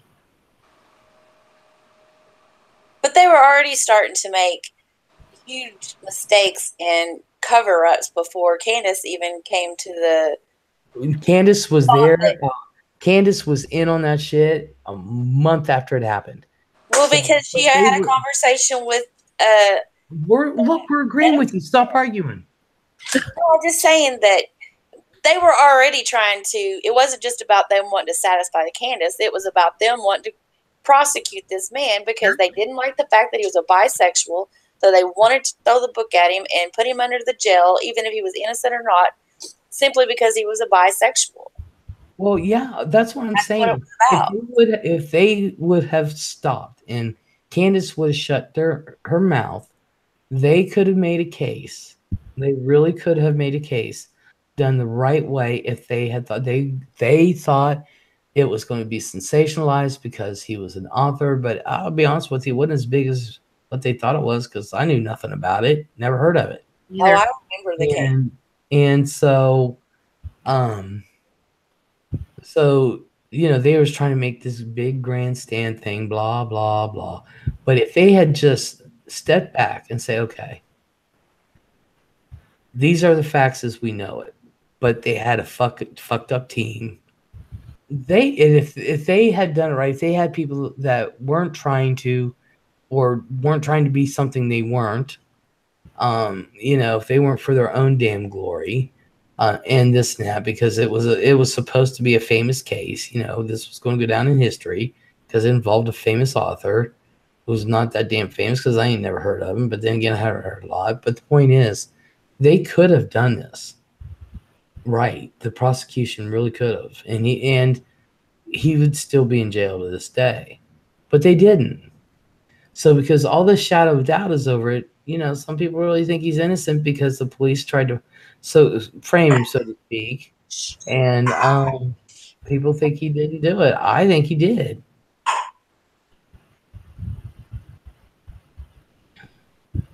Everybody was shady. I agree. So I have a question. Let me answer Lorraine's real quick. He said he was outside by the pool. Yep. That's where he said he was. That's exactly what I was going to ask. Thank you. Weren't they supposedly out there together having a drink? Supposedly. And then she went to the house. And she went to the house. He said everything was fine. And when you go to the house, you have to walk past trees, y'all. I mean, they're really close together. If you watched it, you have to go. Of course, it's going to be microscopic bullshit,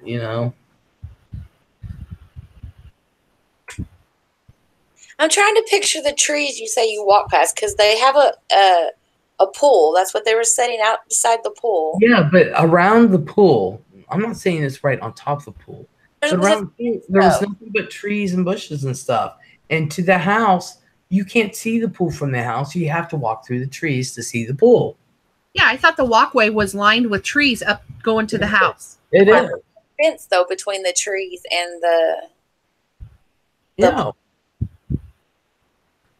I don't remember. No.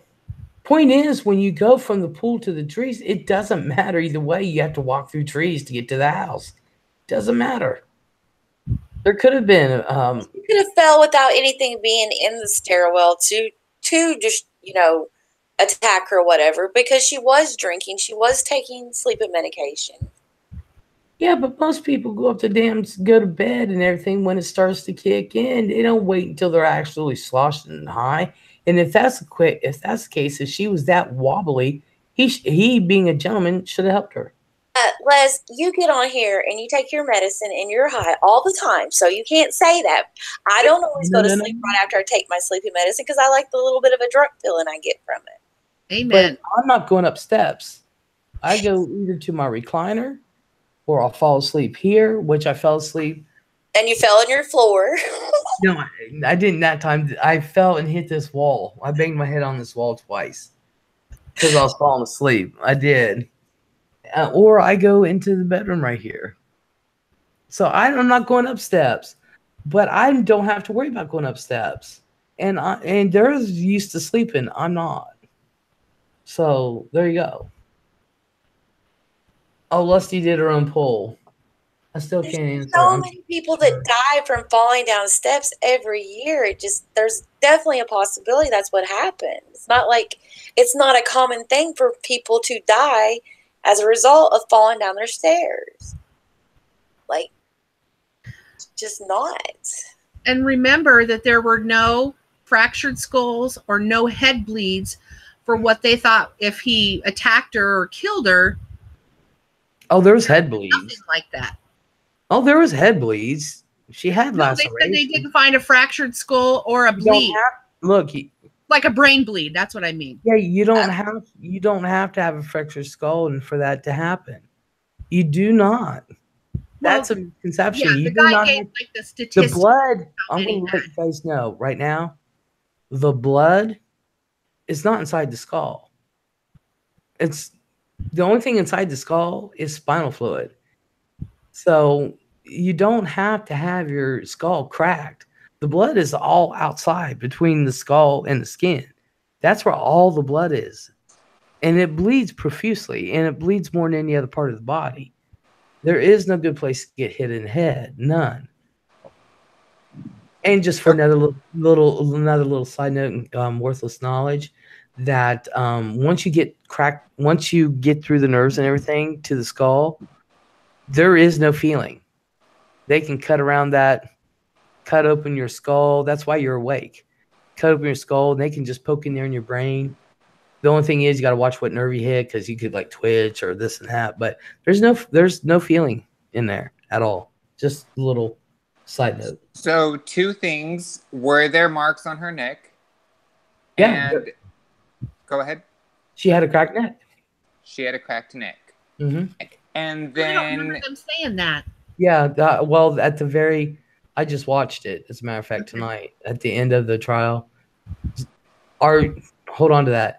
At the end of the trial, yeah, she had 7 lacerations. 3 of them were the big ones that bled out, and she had a cracked neck. I just watched it. She didn't have any fingerprints on her neck, her shoulders, or anything like that to indicate that he was smashing her against the steps. You don't have to. You can take the person's shoulders. I've seen it happen. They're bleeding, but some people, I've seen it happen where I was in a bar and this guy he just had this guy's shoulders and he just went like this and the guy cracked his head and the guy kept doing this and he was alive, bled like a motherfucker, but he was alive. You don't have to have that. And you don't have to have fingerprints on somebody's neck. She wasn't really strangled. She had a cracked neck. Why did she pull out a clump of hair from her scalp, though? Why did she do that? Because I'm sitting there thinking, well, first of all, Art, ask your question before he forgets. No. I'm actually just relaying the comments to you guys from chat. I also wanted to know about the eldest son. What did y'all think about him? I thought he was hot, but that's beside the point. Right. They were both troublemakers, him and the younger son. But that doesn't weigh on what I feel. Right. No, it doesn't weigh on the case at all. Other than they just weren't the perfect family that they showed everybody. Mm-hmm. If you ask me, I think the ones most devastated was the daughters. Mm-hmm.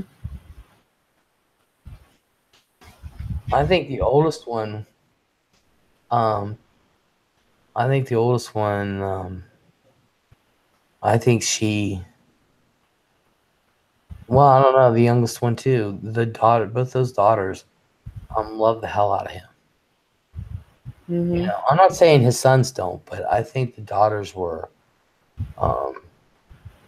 instrumental in getting him through all this. Yeah.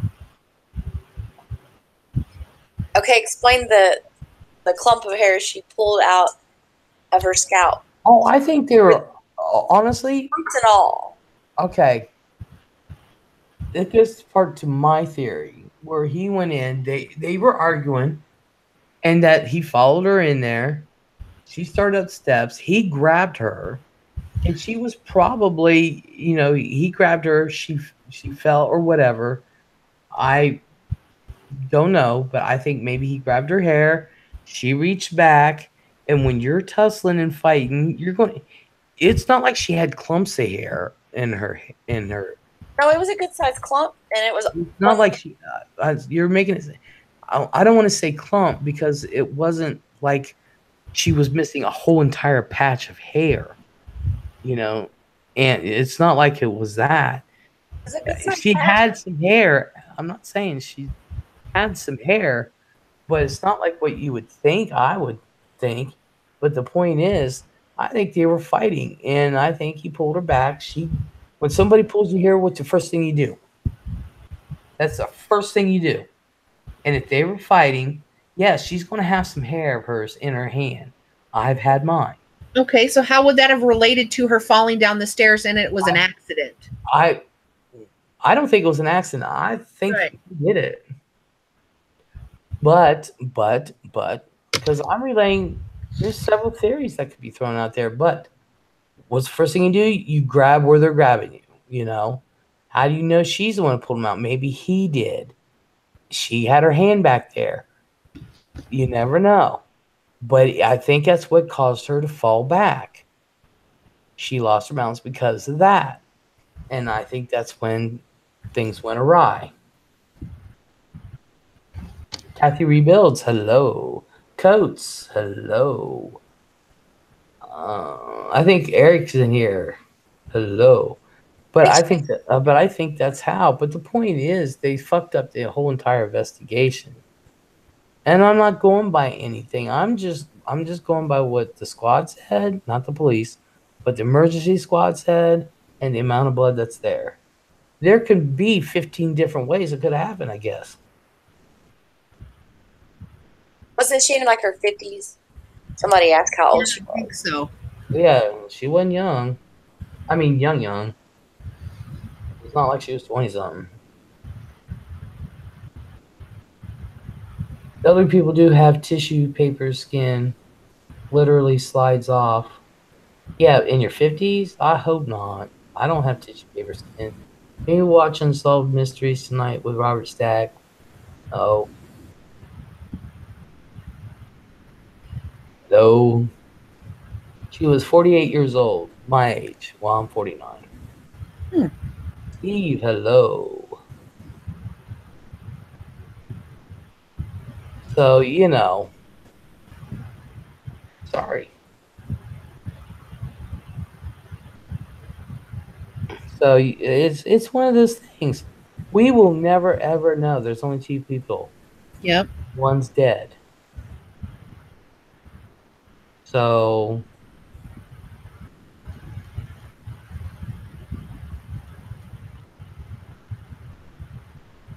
Ronda Rousey, Les on 54. Oh wow, then definitely no. Oh no, I'm not sleepy. Hi, I'm not sleepy. I'm thinking about getting snacks or something. You know. Did the documentary ever mention whether Caitlyn had a civil wrongful death suit against him or not? Well, yeah, I don't remember that they did. I didn't see it in there. Yeah, I just watched these last 4 episodes tonight. 10, 11, 12, and 13. I just watched them tonight. And Mrs. Zombie, welcome back. Okay, so I have 2 questions. 1, did he have a lover? And 2, what happened with the insurance money? Did anything change on that? The life insurance? Do we know anything about that or no? Well, we don't know. We don't know what the life insurance said. I'm sure her daughter got some of it. You know, if honestly, if it was to go to him, because like my grandpa's life insurance went to my grandma, but my grandma was already dead. My grandma's life insurance went to my grandpa. My grandpa was alive, so everything went to Greg, my one uncle. Greg stole it all, but you know, it was left to the kids because my grandma was dead. She could have had the same thing, and it all went to her daughter. Caitlyn, you know, but nobody knows, you know, what happened to life insurance. Of course, that would have been one of the first things. If they wanted to do this, I would have done it right, you know, and I would have done my own investigation with this and checked out, see where the money went and this and that, because it would have made it more exciting because that was so boring. I don't think there was much money on that. Says runs. I don't know. We don't know what she had personally. We don't know what her work offered. She made a lot of money. I'm going to Google that. And no, there was no lover, just random men. Yeah, those escorts. Yeah. But there was none at the time. Right. And Yeah. they never said how many. The defense, when they were talking amongst themselves, not in court, there was only a couple. But Mike said she knew about it and she was fine. She knew that side of me. And did any of them come forward? How do they know that he was bisexual? There was one. They found it on his computer. Mm-hmm. Right. Now, when he was married to his first wife, he cheated on her, and there was many of them, and they were women. And so, but when this wife, there was only a few men. There were $140,000. They were $142,000 in debt. Wendy, let me tell you something. The more money you have, the more debt you have. Right. The reason the documentary was all about one side is because at some point in their making the documentary, prosecutors cut them off and they didn't want to be involved with the documentary anymore. And that's because they knew they were hiding things. They knew they were covering up things. And they knew they couldn't win the case unless they did. So they didn't want them filming them doing those activities. When the jury first went back there, they were split. It was not all of them went in there and agreed that he did this. They were split. And then they started going over Dieter's testimony and that evidence, and they had so much faith in him because he was considered such an expert. That's what changed the jury's mind. That's the reason they came back unanimous with a 12 guilty verdict. Yeah, we know. Okay, I found the answer to the life insurance. Mm-hmm. Caitlin got $1.5 million of her life insurance money, and she shared it with her father, who was Kathleen's first husband. Oh, wow. That was nice of her. This article, yeah. Mrs. Zombie, Les, did you hear about the 8 family members that was killed here about 2 years ago? They still don't know who did it. Yeah. Was that down your way? Was that in Ohio then? Yeah. Yeah. In 3 different houses? Yeah. Wow. It was all one family. Wow. It was, and nobody knows. And somebody knows something. They're just keeping their mouth shut. There's no way you can do 8 family members. I'd say that's some kind of gang relation issue then. I was wanting to. No, I don't think it was in this country. It's not gang. But I think somebody had a grudge. This is country style. Oh, it's country style. Well, I mean, that's yeah. Jerry said 142,000 doesn't seem like an amount of debt that couldn't be overcome. Exactly, and they'll probably would have been paid off and shit like that. There's a lot of people who make a lot of money, like doctors and all that. I know for a fact, like Cameron and Ian, they went to private school, Catholic school, and they had tuition and everything. And the doctors, all these people made a lot of money, contractors, stuff like that. They had to, they got a discount because, of course, they went to church and gave every week and everything, but they got a discount, and they still couldn't pay their tuition. And they're like behind on tuition. Now, when Cheryl and I went to school, my mom and dad paid. And when the boys went to school, they got it. My mom and dad paid. They got a discount because we went to Blessed Sacrament. And that was our church. But they got a discount, but they paid. They were never in debt. They paid. And when Ian and Cameron went to school, they had to pay full boat, and my granddad paid a check up front, full boat, full amount. Her education was paid for at the beginning of every school year. They didn't have to make payments or nothing. Everything was paid. Everything they needed to do during the school year, all the extra activity, it was all paid for in a check because I went and paid it. So, but these doctors and contractors and lawyers and all that, all of them are on a payment plan. You'd be surprised how much debt these people got. Well, doctors come out of, medical school with tons and tons of debt. Well, yeah, I know, but these are older doctors and stuff. They're dead and shit. Yeah.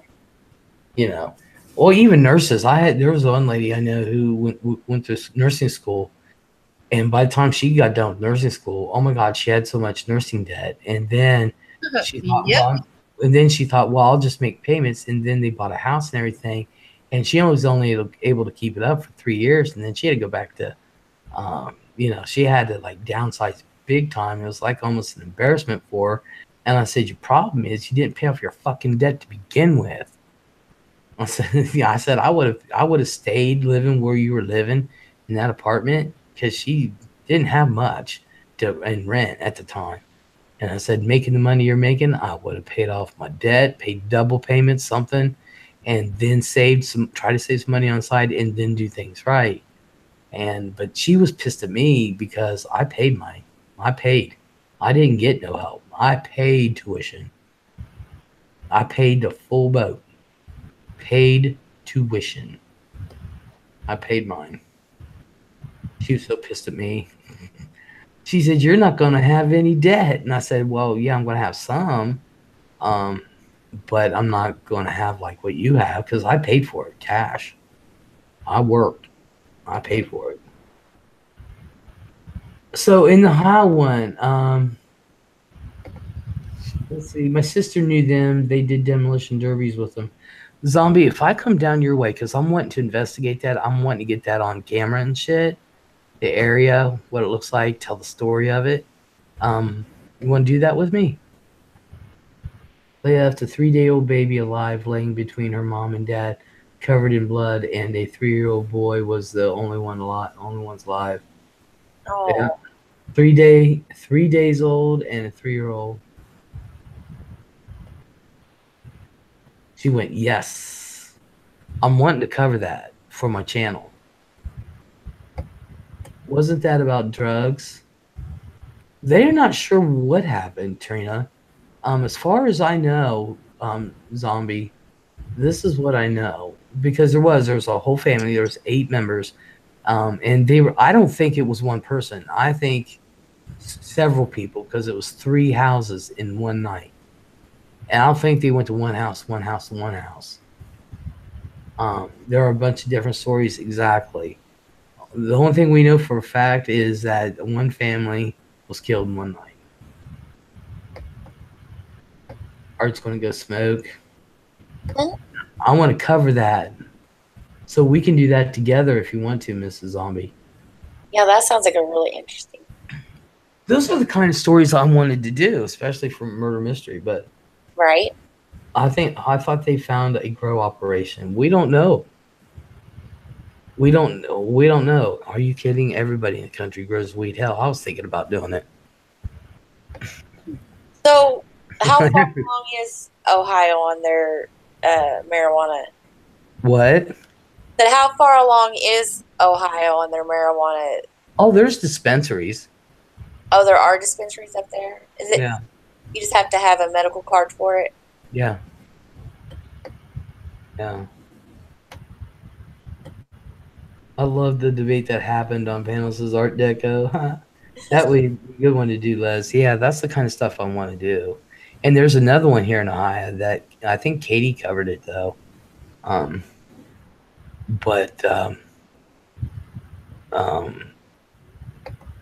That was done in Ohio. And I can't remember the name of it. It was a really nasty lady. Her kids got put in jail and stuff. It was a fucked up murder. Katie turned me on to it and I was watching it. But yeah, this one, I forget what they call the murders there. What do they call the murders there, Mrs. Zombie? Apparently it's 15 minutes from her. I wish I had more input for her mystery, and I'm on it. Well, we got to decide what we want to do next week, so I forgot what I was going to do. Are you talking about the Good Night Sugar Baby or something like that? Yeah, that one was it. The Good Night Sugar Baby. Yeah. That's here in Ohio. Yeah. And there was another one that Katie was... The Roden Family Murders. Yeah, that's right. Another one that Katie what? That she has some videos on. I can't remember. It's about a young girl too that Oh yeah. never has been solved. And I thought it was in Ohio too. No, that's where they live. That's in Indiana. But Oh, yeah, it's she was really good with that. Yeah. Yeah, there's so many cases and murders out there, unfortunately, that like every channel could have their own murder mystery night and not, tell the same stories. Yeah, I don't want to overlap on Katie's or whatever. Right. Oh, I don't But blame you. but I really would like to go there and film it and send the footage to Katie and see if she wants to revisit that. I would love to film that whole area and just send it to her. Yeah, I think But you need to go see Sugar Babe before she dies. I would love to. I think you I should. ought to knock on her door and say, "Look, I have a YouTube channel, and I think you guys are innocent as fuck." Absolutely. Knowing the lady did it, her, and she backcracked crazy and mean as fuck. But I want to say, I have a YouTube channel, and we support you. And I just want to shake your hand and get a video of it, and let me interview you. Tell your story. And wear your foil hat. Right. That's funny.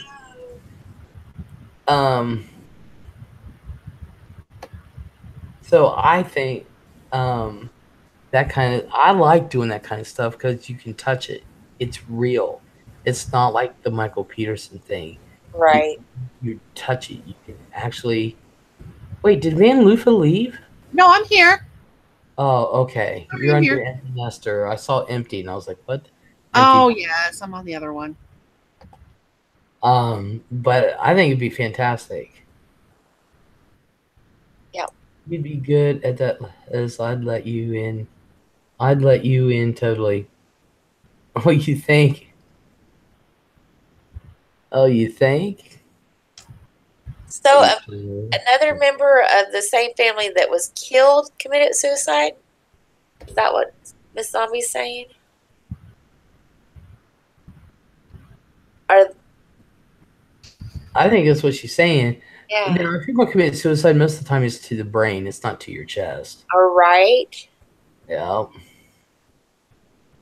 Yeah, that's a suicide. Yeah, right. Something tells me there's something crooked with the cops. I don't go down there and make them some brownies and say, "Hey," Confession brownies, huh? and say, "Hey, I want to help." Make them special brownies. Mm-hmm. Get them stoned, and then they'll talk. That's what I'm saying. Here, eat the whole brownie. Show the lady Scotty's road trip. That would be fun. Nice thought. I'm in Wisconsin, too far from me. Dang it. No. Come on down. I'll be your tour guide. That would be awesome. I do want to do something like that. Hell yeah.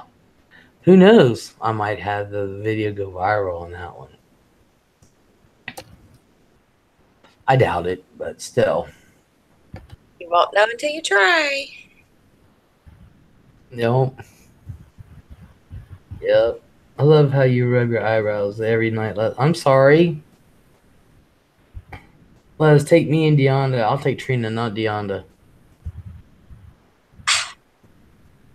You gotta take Beyonda. No. Yeah. No, she'll make me behave. What state are you in, Les? I'm in high.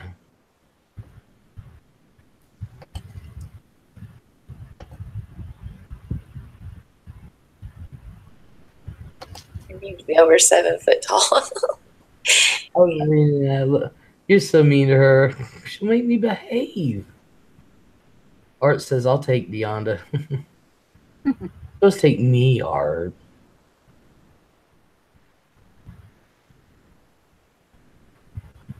And the guy that was supposedly with the girl has a case where they found his mother-in-law in a barrel.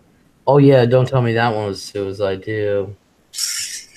Oh, there's no behaving on road trips. Hell no. Look up John Kearns. You're going to have to remind me of that. But I would love to go down there, read up on it, get some information, talk to the locals. Because you know they ain't going to talk to me.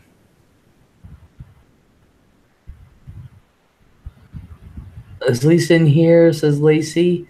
No, she's taking care of baby gremlin right now. And Lacey, I'm hurt. I'm supposed to be your online wifey and look at you. You don't even say hi. You just want to know where Lisa's at. My feelings are hurt. You hurt my feel bads. Just Hurt your feelers. She hurt my feel bads. Really bad.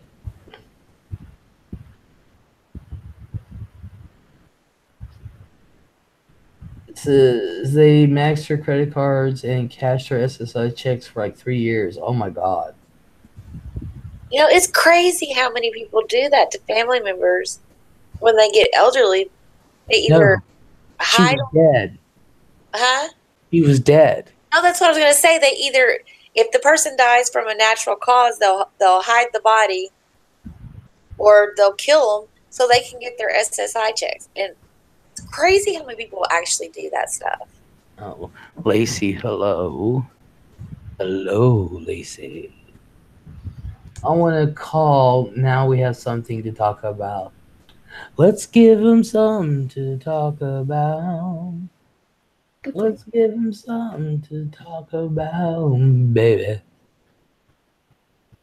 You have a personality that's relatable. I hope so. Get an RV and travel all over. Go visit everyone.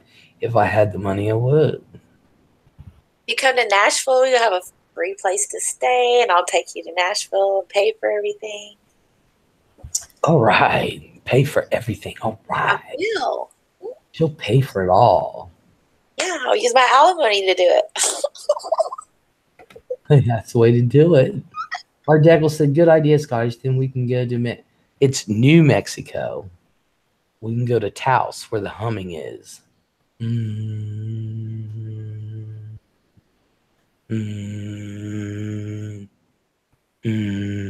But there's a lot of unsolved, neat little murders here in Ohio. Phone lines open? Yeah, the phone lines are open. So since I'm on panel, should I tell you why I got sent to the hospital the other day? Yes. She tried to kill her husband. I did not. All I was doing was calling his whore a whore and a slut and all kinds of nasty. What was he doing there to begin with? He wasn't. We were through email. Oh, email. Oh. He got pissed off at me because I wouldn't shut up about it, and I wouldn't use her name. So he calls the police department in Dixon and says that I've told him he lied and said we had a phone conversation, and that I told him that I was suicidal and that I had bottles of pills at my house and I was going to take all my medication so I could kill myself. And I'm sitting here painting, minding my own business in my nightgown, no less. And I get a knock on my front door and I look out my window and it's two officers. And I was like, what the hell? So I opened the door. They was like, what's going on? I was like, nothing. He's like, have you had a conversation with your estranged husband? I said, we were talking through email. He says, you didn't have a phone conversation? I was like, no. He says, well, he called and he reported that you all had a phone conversation and you're suicidal.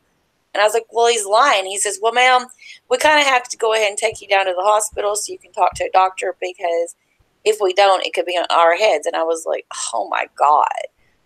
So take me out to the police car, my neighbor outside, everything, make me get handcuffed, put in the back of a cop car, take me to a hospital. I spent 3.5 hours in the emergency room waiting for whatever, crisis management to come online and talk to me. And then once she talked to me, she released me. Huh. Yeah. And this asshole thinks that I'm going to force him to pay for that hospital bill. He's full of shit.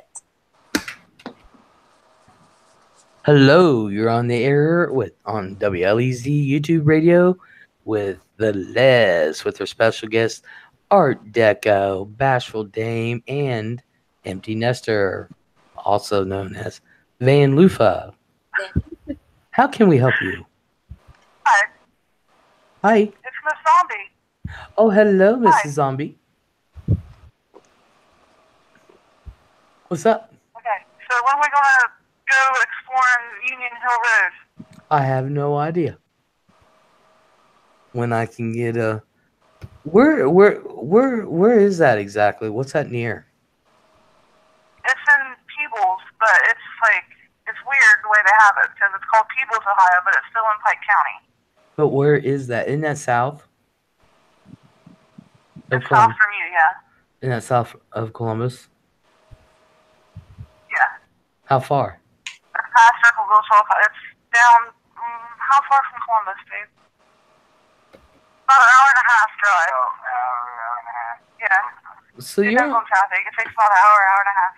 so you're like near Kings Island and all that. No, Kings Island is about 2 more hours away from me. I'm about 45 minutes away from the Kentucky line. Oh, so you're like really well. Kings Island is about an hour and a half from Columbus. Yeah, but it's more, what is it, east or west? I think it's west.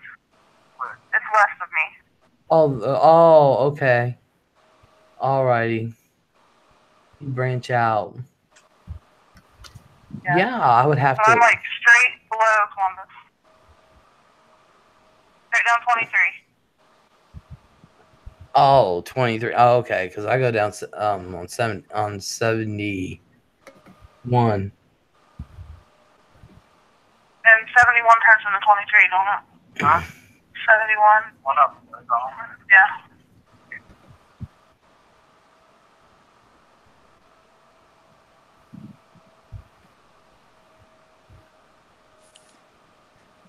So if I get on 23 and just keep going straight, I'll hit you. Yep. Okay. 23 all the way to Piketon. You come to the first light in Piketon, make a left up the hill, make another left, and then I'll give you the rest directions from there. Okay. I have to wait till. I'm really easy to find. Yeah, well, I have to wait until I have transportation because I need to use the Honda, and Frane's always got the car and stuff. So. Okay, well, we can make it for October, and then we can go ghost hunting on Union Hill, and then you can hit up my haunted house after that. I can certainly try. I can honestly, it's all because of the car. Fran works a lot, so. Yeah. But yeah, but I really do want to film that area. I really do. Yeah, that'd be awesome. Do you think there'd be people there I could talk to? I can get a hold of my sister, and she's friends with the whole family where they're in the derby. They do the derbies and stuff. Yeah. I'm sure that she could find people to talk to interview. I'd be more than happy to get the story out because, it's been 2 years, and nothing. I think they had a lead, but I guess the family moved to Alaska, supposedly. It's a whole crazy story. Just look up the Roden murders, and it's freaking crazy. It's nuts. Do you think your sister would be willing to come on panel and discuss it? Just me and Art and her? Oh, my sister don't do the YouTube thing. She's too stuck up for all that stuff. Well, What about you? Well, it could be. It could be. She doesn't have to be a YouTuber. All she has to do is just get on panel. She doesn't necessarily have to be a YouTuber. I'll talk to her about it and see what she says. And I would be more than happy to have you on panel too. You don't have to show your picture if you don't want it. Okay.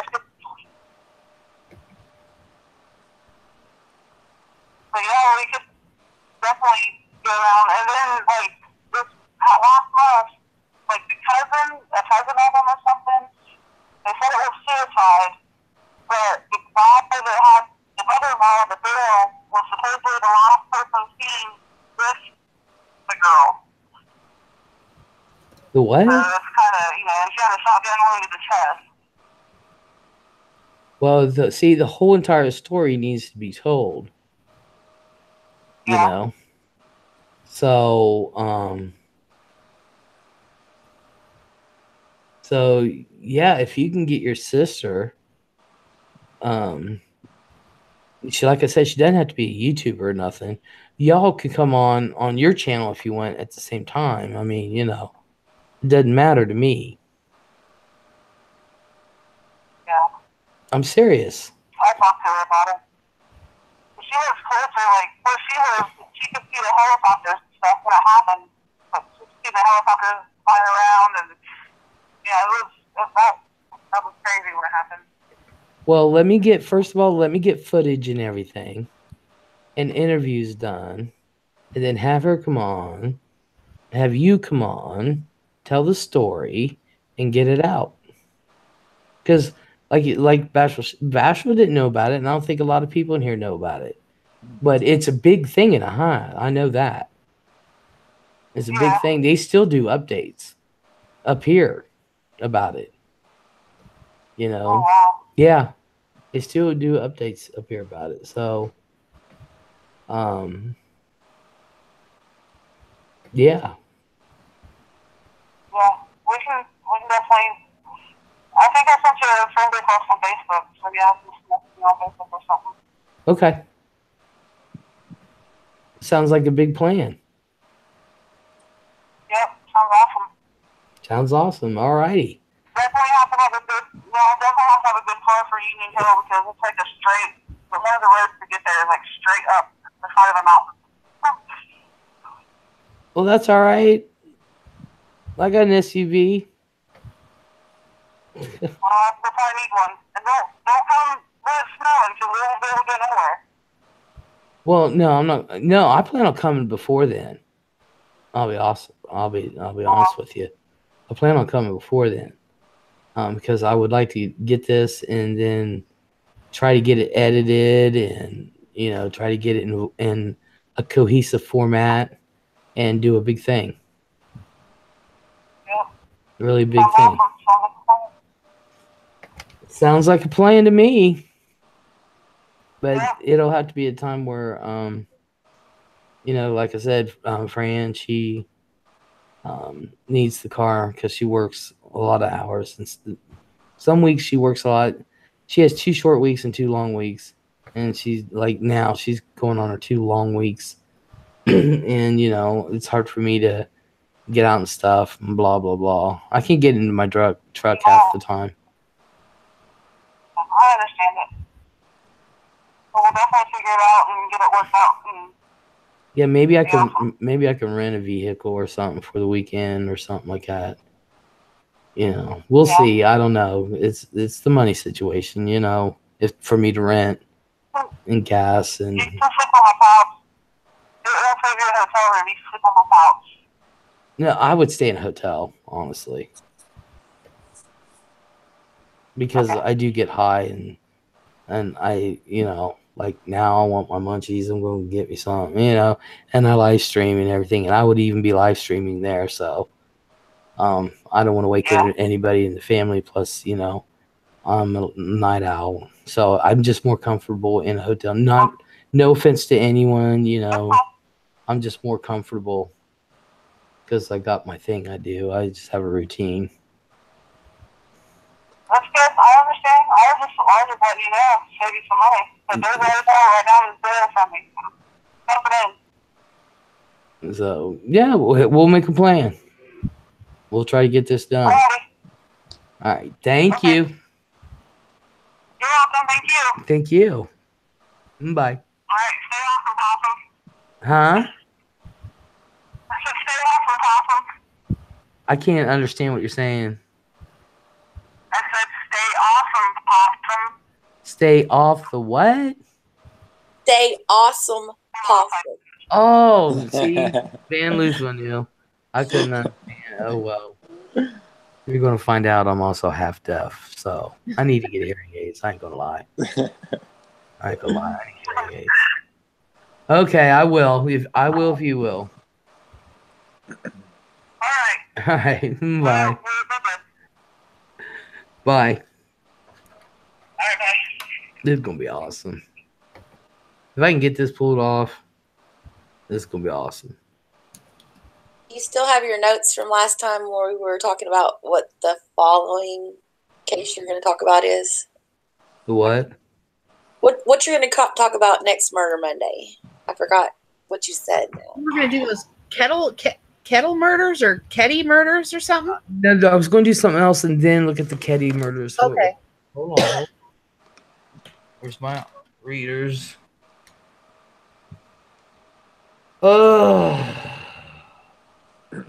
I'm excited for that. For you to go with Miss Zombie and do everything that needs to get done. That sounds awesome. I hope I can get her done. I really do.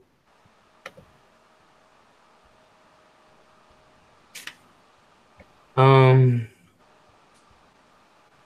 think it was. I gotta mail that shit out. We did that. I think it was the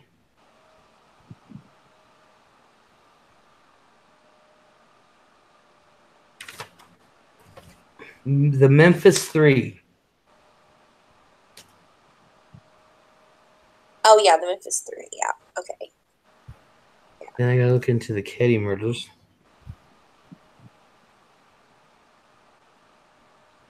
And then I gotta look into the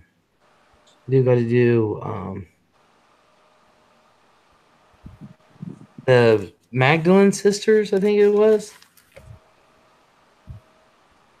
Yeah, the Magdalene sisters. Well,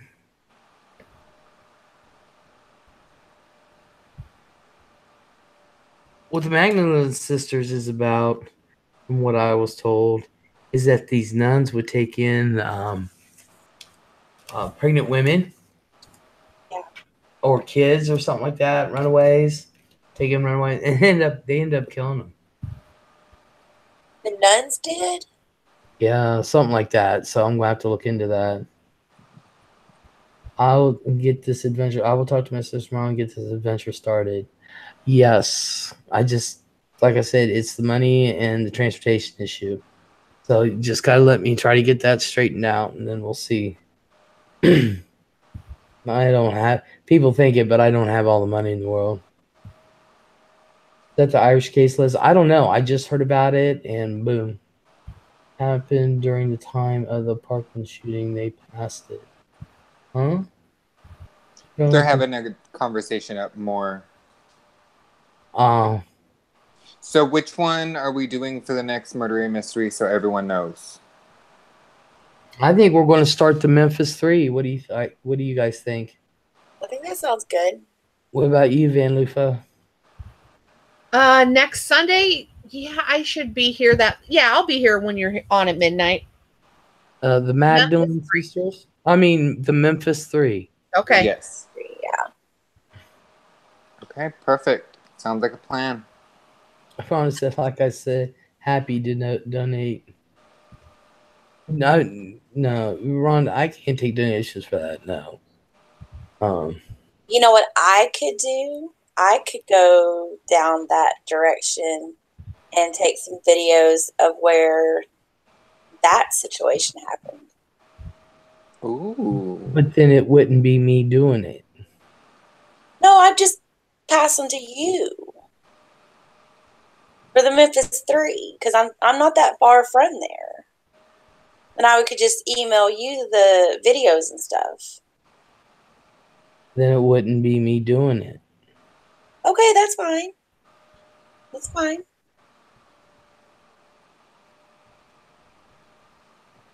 Because then it would be you doing it. No, it would be me being your secretary. Yes, because she is going to be on panel with us anyways for the Memphis 3. But it's your decision. You think? No, I don't want to now. Who could have been? It could be someone else. Yeah, I don't mind. I wouldn't have to be on panel. I was just thinking that it would give you something to show if I took some videos and then passed them to you. But it's cool. I'm not, I don't want to overstep for sure. Well, I mean, we got Mrs. Zombie. She could take pictures for visual effect. Well, so can I. Right. I don't know. Let me think about it. Atta girl. Well, it's not going to bother me either way, Les, at all. I promise. Let me think about it. Because, I do want to get out and I do want to do what I intended with this. Things that I intended to do with this, my channel and stuff. Yeah. So, and talk to people in an interview. Right.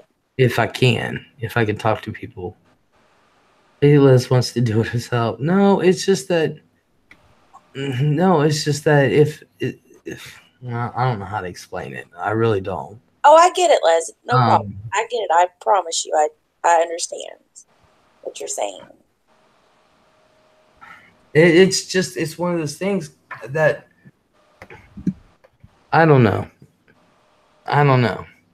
Maybe I would enlist the help of others. I mean, because there's going to be one day where I won't be able to walk.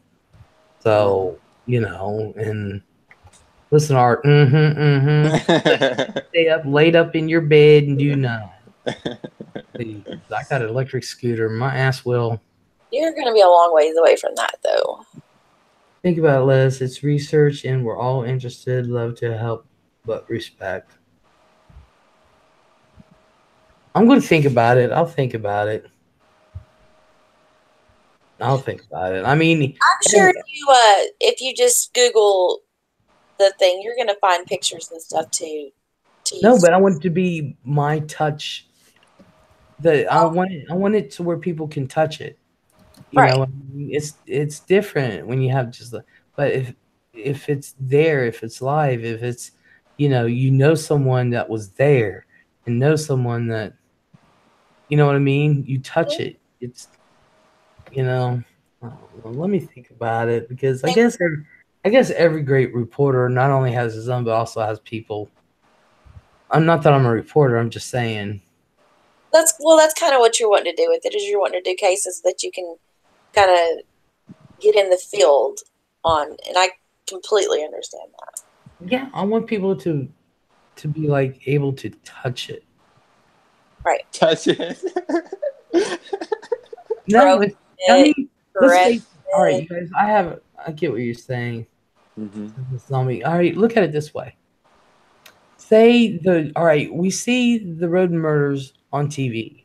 You guys probably don't, but we do here. It happened a few years ago, and we see the pictures, but it's on TV in a newscast. Then you come over here to YouTube. You guys see me.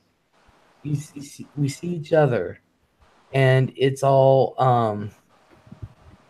it's personal here. And then you see me do the same thing, and I'm there with my own eyes. And you know what I mean? And it's real. Absolutely. I understand what you're talking about. It becomes real. You know what I mean? Yep. I mean, the fact is, too, that it's been so long and, Interstate 40 has grown so much in just a few years now. There may not be anything there that even remotely looks like what it did back in the day when the case actually happened. It's only been a couple years. Mrs. Zombie lives there. No, it's been longer than that. No, I'm talking about the Memphis 3 is what I'm talking about. Oh, Memphis 3. Yeah. Katie, hello. Hey, Katie. Yeah, that's what I'm talking about. It was the Memphis 3 case. There may not be anything. Hey, Katie. even down there anymore. That looks like it did before. How far are you away from Memphis? From where it actually happened, yeah, maybe an hour and a half, maybe. Would you like to go down and get some video of that area? Well, that's what I was talking about. Yes, Liz. I wasn't talking about the other case, Liz. I was talking about the 3. I'll be honest with you. I was reading and I wasn't paying attention to have what you. Okay. No. When I told you I'm not good at multitasking. Well, why don't you go down there? Okay, why don't you go down there and get some pictures and videos? Right. Let me actually do some research though and see if there's anything left. Because, like I said, Interstate 40 has grown so much that it may not look anything like it did back when that case happened. So it may not be relevant. Well, it doesn't. Well, honestly, it doesn't really matter because, like I say, this is what it looks like now, and you never know. You never know. Yeah, I'll do some research and see what I can see. Because, like I said, it's only like an hour and it would give me something to go do, you know. Yeah, instead of trying to kill your husband. I'm not trying to kill him. When I kill him, it's going to happen and no one's going to know. He's going to be buried in a sewer somewhere because I know a lot of plumbers. I'm sure B knows a lot about it, but she probably wouldn't stay up late enough to come on panel. Who? B. She knows about the Memphis 3? Well, she lives in Memphis, doesn't she? What? Doesn't she live outside of Memphis? Yeah. I don't know. Yeah. Yeah. Joe Sanderson, hello. I don't know. B's been on here before. Yeah. Maybe she would too. I don't know. Maybe I can ask her. That would be cool, though, Bashful, if you did that, and then we had things to, we can read the story and then see what things look like now, and that would be cool. Yeah, people visit and say, well, back then, this is what it looks like now. I mean, Yep. Katie, how you doing? Perfect. So now we have a game plan. And we're all on the same page. Yep. Try anyway. If I took you to the pig farm, then a farmer would probably know I did it, and then that wouldn't work. So. What? She said to take him to a pig farm. Zombie said take him to a pig farm because pigs eat everything. They do. Mm-hmm. Yeah, I know, but see, the plumbers I know wouldn't turn me in because they're my brothers. So I could do the whole sewer thing. Rhonda said, having buried people, I know how to hide a body. Wendy said, is Katie gone? Katie's always in and out. I know a pig farm we could sneak into. Oh, my God. All right. That's perfect for Murder Mystery Monday. How to get rid of a body. Right. Lisa, welcome back, by the way. Feed them to pigs? Feed them to pigs. Yeah, because they'll eat everything. There will be nothing left. Connie Baldwin, hello. Well, even the manure will disintegrate human flesh. Well, I ain't waiting that long. They can do it in a night. That Station Ace, hello. Kid Cody Posey that killed his dad, his stepmom, and his stepsister. That's what he did with their bodies. Is he put them in a pile of pig manure. And I don't have time to wait. Les, you've thought about this, huh? Hey, look, if I'm going to get rid of a body, I want it gone now. So impatient, Liz. Jeez. I am. I'm very impatient on some things. Look, you don't want a dead body lying around that could be traced back to you killing it. Absolutely not. See? That's why I couldn't really actually be involved. I'd have to be somewhere where I had an airtight alibi. And I'd have to have someone else handle my business for me. Not going to hide it in the freezer like on Evil Genius? Oh yeah, Yeah, no. crazy cow.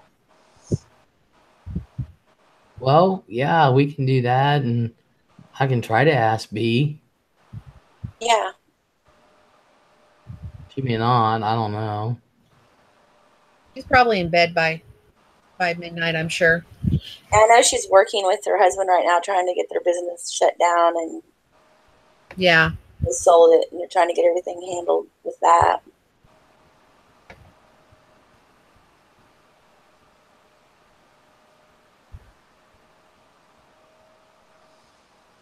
How about the beauty is hiding in the freezer, huh? But yeah, let's make plans to do it. We'll do it. Let's do that. Who's the lady that's on YouTube? She's been on someone's panel before. I can't remember whose panel, but her house is like really, really haunted. She's got a freezer that has been there ever since she bought the house, and she hasn't opened it yet. I believe that's C. Marie. Yeah, that's what I was thinking. Like, I would call the police and have the police come open it. And I would just tell them, look, I just don't know what's going to be in there, so I don't want to open it. I couldn't live in a house with that thing and not have it opened and find out for sure there's not a body in it. Exactly. It would drive me insane. Why wouldn't you open it, though? I think she's afraid to see what's in it. Huh. Well, I know who C. Marie is, and I've been subbed to her for a long time. But I don't think she knows who I am.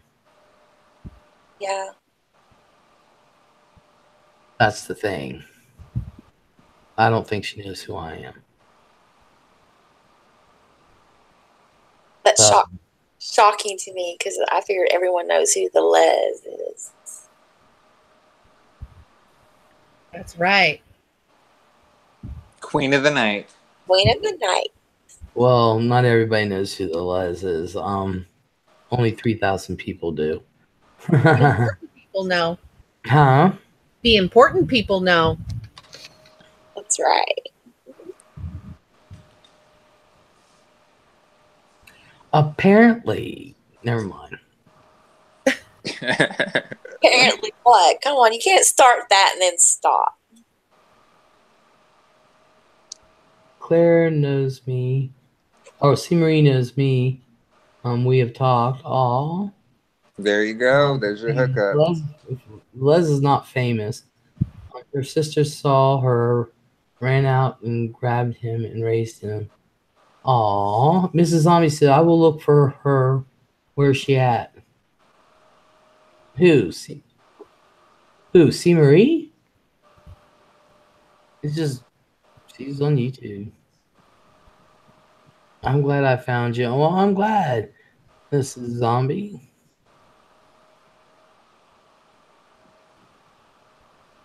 I'm glad you did. And she was sent. Weren't you sent over here by STS?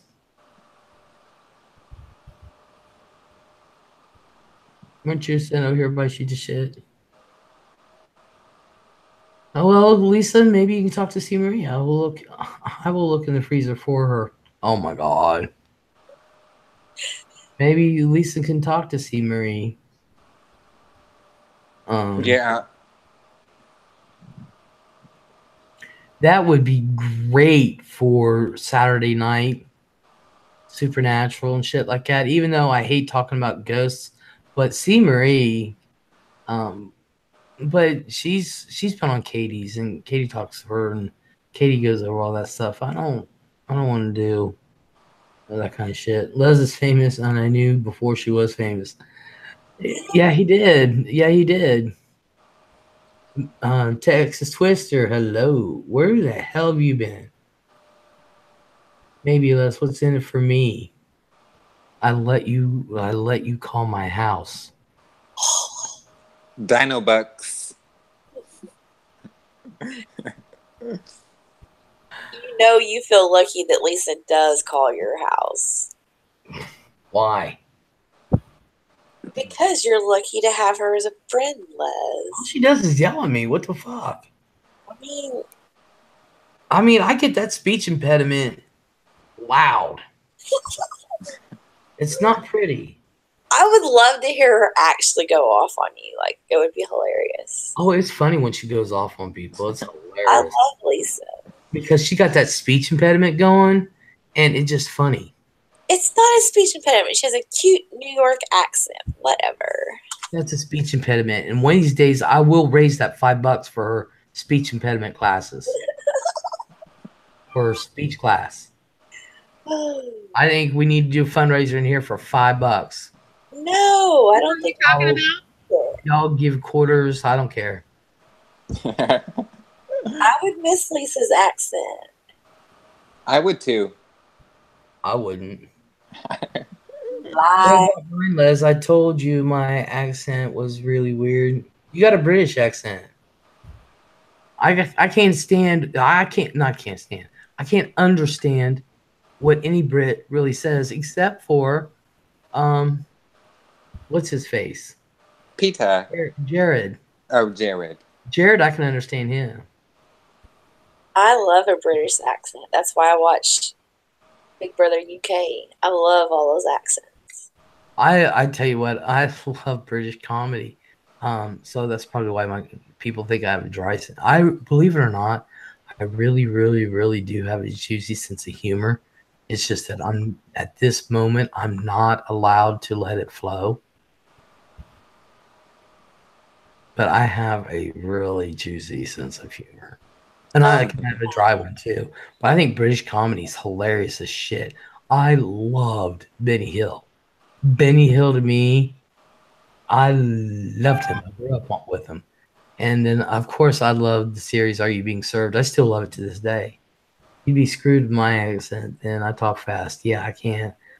Believe it or not, and Lisa will tell you this, and this is God's honest truth, I have hearing issues.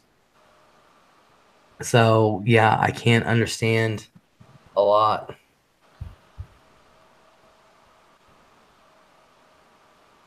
Let it flow. So Joe Sanders is from UK too? I think she's from New Zealand. New Zealand. Oh my God, I love Are You Being Served? Yeah, I love it to this day. The hookah is deaf. Yeah, Lisa will say, I really, truly do have a hearing problem. I grew up in Benny Hill. My dad watched it. Same here, Cheryl. My dad watched it, so I ended up watching it. Because you need to watch Black Books, British comedy. Okay. You do Liz, hearing really, really bad. Yeah, but I still fake it. But, yeah. Mrs. Peacock. Where's Texas Toast going? Texas Toast. Texas Farmhouse? Oh, she's not leaving. Kristen's got to go back to work. I love Texas Toast. So do I. He's tired. Hey, you've had a long couple days. Katie, it's late. You should be in bed. Or it's early. Something.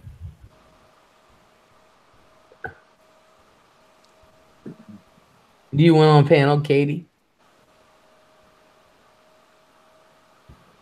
Texas Farmhouse, for fuck's sake. Look, I'm high. You're a fangirl. Look, I'm high. Forgive me. And Les got the nerve to act like it's our fault she can't hear. She got the nerve to give us an attitude because she can't hear. He says, no, okay. Lisa's got a lot of nerve talking.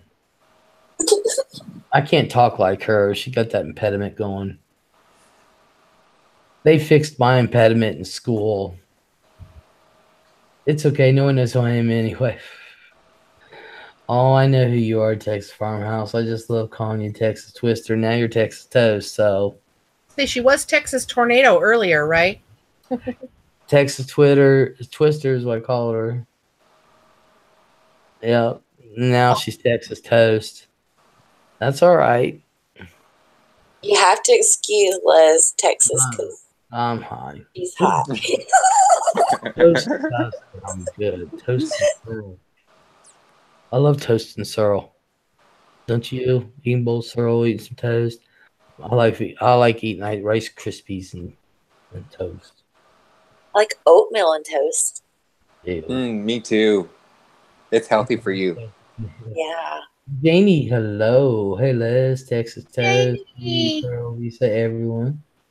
Janie. Hello, sweetheart. Janie and I were supposed to do Betty Broderick like 2-3 months ago. Katie's tired, y'all. She's not coming up on panel night. Free Betty. I called Janie tonight. Janie, I'm on my other YouTube account, but this is Van Lufa, and I called you tonight and gave you some support. Oh, what's going on with Janie? What's wrong? That is so wrong. I'll let her tell you if she wants to. I hope I didn't open a can of worms. No, I'll go right past it. It's all right. I put milk in my hot tea. People think I'm crazy. I don't think so. I will drink a hot tea like once every 10 years, and it has to have a ton of cream and sugar in it. Just regular hot tea, like Lipton or something. Those tea bags. But it has to have a ton of cream and sugar. And that's how I like my coffee, a ton of cream and sugar. You lost your mind on live stream tonight. Why? She's wonderful. I hope you're not being affected by the BS, Janie. What's going on? Who's Tracy Lawrence? Country singer. My little Texas tornado. Don't you remember that song? I'm not a country fan. I'm not Hey, either. Dar. Tracy Lawrence is. Rolling BFF. Hello. I'm not affected with the bullshit because I ain't in it. They can kiss my ass. Jenny didn't lose her mind. She stuck up for people like a boss. What's going on, Jenny? Right, she did. What's going on? You want to come on panel and tell me about it?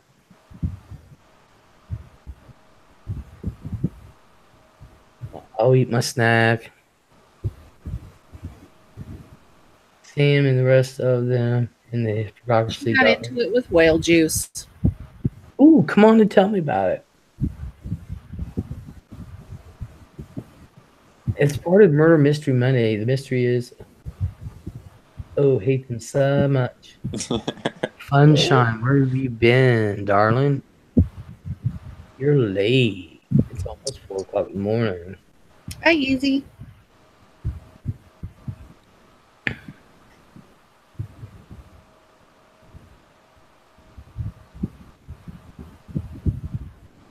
Janie, won't you come on panel? Come on. I won't tell no one. This is between me and you. And the panel. And the panel. And everyone else in chat. We won't say none. Or at least I won't. They remind me of the sorority bitches you see in the movies.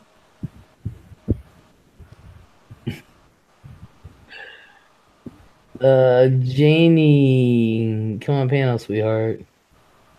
Fell asleep, guys. Just woke up. Aw.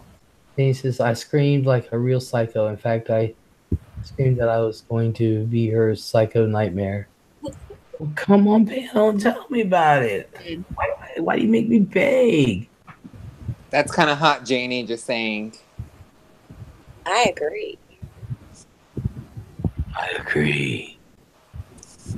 Hashtag psycho nightmare. Hashtag psycho nightmare.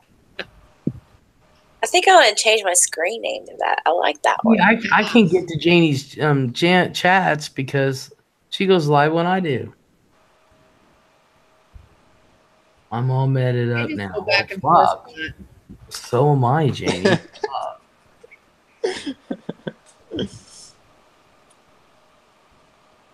Dar says, there's Dar. Hello. Glad you're feeling better, Janie.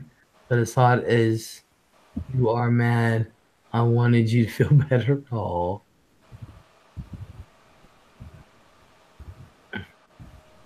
Janie's not gonna come up, Pam, because she's medded up. Don't she know I'm high as fuck from my meds? Really? Come on now. Come on now. That's not an excuse. I'm on here. Yeah, you're not the only one. I haven't taken my Ambien yet. You don't want me to take my Ambien. I do. No, you don't. I get on Snapchat. Nobody wants me to take my Ambien and walk around. No. I miss Joe and his Ambien nights. They were a little bit scary at times, but Hey, Janie said send me the link. Oh, yay, Janie! Let me, I'm going to give me a snack. Yes. Janie has more class in her pinky finger, in her pinky toe fingernail, than all of those people put together. You don't think I have any class? That is so wrong. No, I was talking about the people she was battling with. She don't battle. She can when she wants to. She was awesome. Here she is. All right, I knew I had her on here. I knew it. Should I get some popcorn? Yes, Oh, Mark, I you should. know. I'm getting me a snack. All right, Okay. Janie. Send it. See, I like to get into battles. Fran, and will tell you, I am not afraid of going at people. I really am not. People think I am, but I'm really not. I live for that shit. who thinks you would be afraid? Like, Everybody. Janie did not back down, not for 1 second, even when they were You muting her and screaming over her. mean she was in a chat with Sam? Briefly. Oh, fuck. I don't think she's going to get riled up, but at least she can tell what's going on. Why is Dee on Pirate's stream? She turned to the dark side. I have no idea. She don't come in here anymore. I have no idea, Katie. I didn't know Pirate was still streaming. Yeah, I didn't either. Oh yeah, you should have seen that. Oh yeah, and then Rosie, she sent me a link, and she just sent me a link out of the blue, and she said, "What the fuck?" And I was like, I wrote her back, said, "Okay, let me go see," and it was Pirate doing this video, and I was like, "You gotta be fucking kidding me!" It's only like 20 seconds long. I don't even know if it's still on her channel. I don't know. I was just sent the link. And I wrote her back and I said, "Yeah, what the fuck?" And I was like, "You gotta be fucking." Well, yeah, there's Janie. I heard the word "fucking." That's a shame, dude. I liked her. Yeah, that's what I'm saying. I can't believe. I thought, and I'm gonna take a wrench away. She's a mod in my chat, not anymore. I thought Pirate was annoying the first time she was on Les's stream. Like, I could just tell she came in there like so hot and ready to argue or whatever with. I mean, initially it looked like she was coming there to take up for Les, but I think it was just about wanting to get in the middle of drama because she wanted to build a channel, and that's what she did. She A lot of people use me to build their channel. I'm gonna stop inserted doing- herself. What is Dee's screen name? Is it just D? Yeah. Oh, Oh my okay. God. I've probably seen her around. Are you serious? She is Pirate's mod. All right, Janie, tell us what happened, honey. Well, Well, I'm gonna put my microphone on mute, so that way I don't disturb anybody. And you tell your story, and I'm gonna get my snack. okay. So everyone probably kind of knows Sam and what they do over there in her quote-unquote boardroom. And basically what it amounts to is they just drag people every freaking day, and they act like they're going to, everyone is beneath them, and they try and summon people to the boardroom. And they, they just call everyone out on their pasts and, all that kind of shit. Anyway, I get sick of it. Like, seriously, a lot of the people they're dragging have drug abuse, stuff like that. And when you're dragging someone who's trying to be clean, it just pisses me off. Because what you're doing is actually, you're not letting someone forget about who they were. And that's the kind of shit that makes people relapse and overdose. It just is. And, I'm sensitive right now because of all of that anyway. Because, my brother overdosed almost a year ago now. On the 27th, it will be a year. And part of the reason was because people didn't want him to forget about his past. They kept bringing it up all the time and all that. Anyway, so I just took it upon myself to find out some things about Sam. And then I sent her a DM with the information that I had. And I asked her why she felt it was necessary all the time to drag other people when she, has passed herself. And I went to her privately. Is that me making that noise?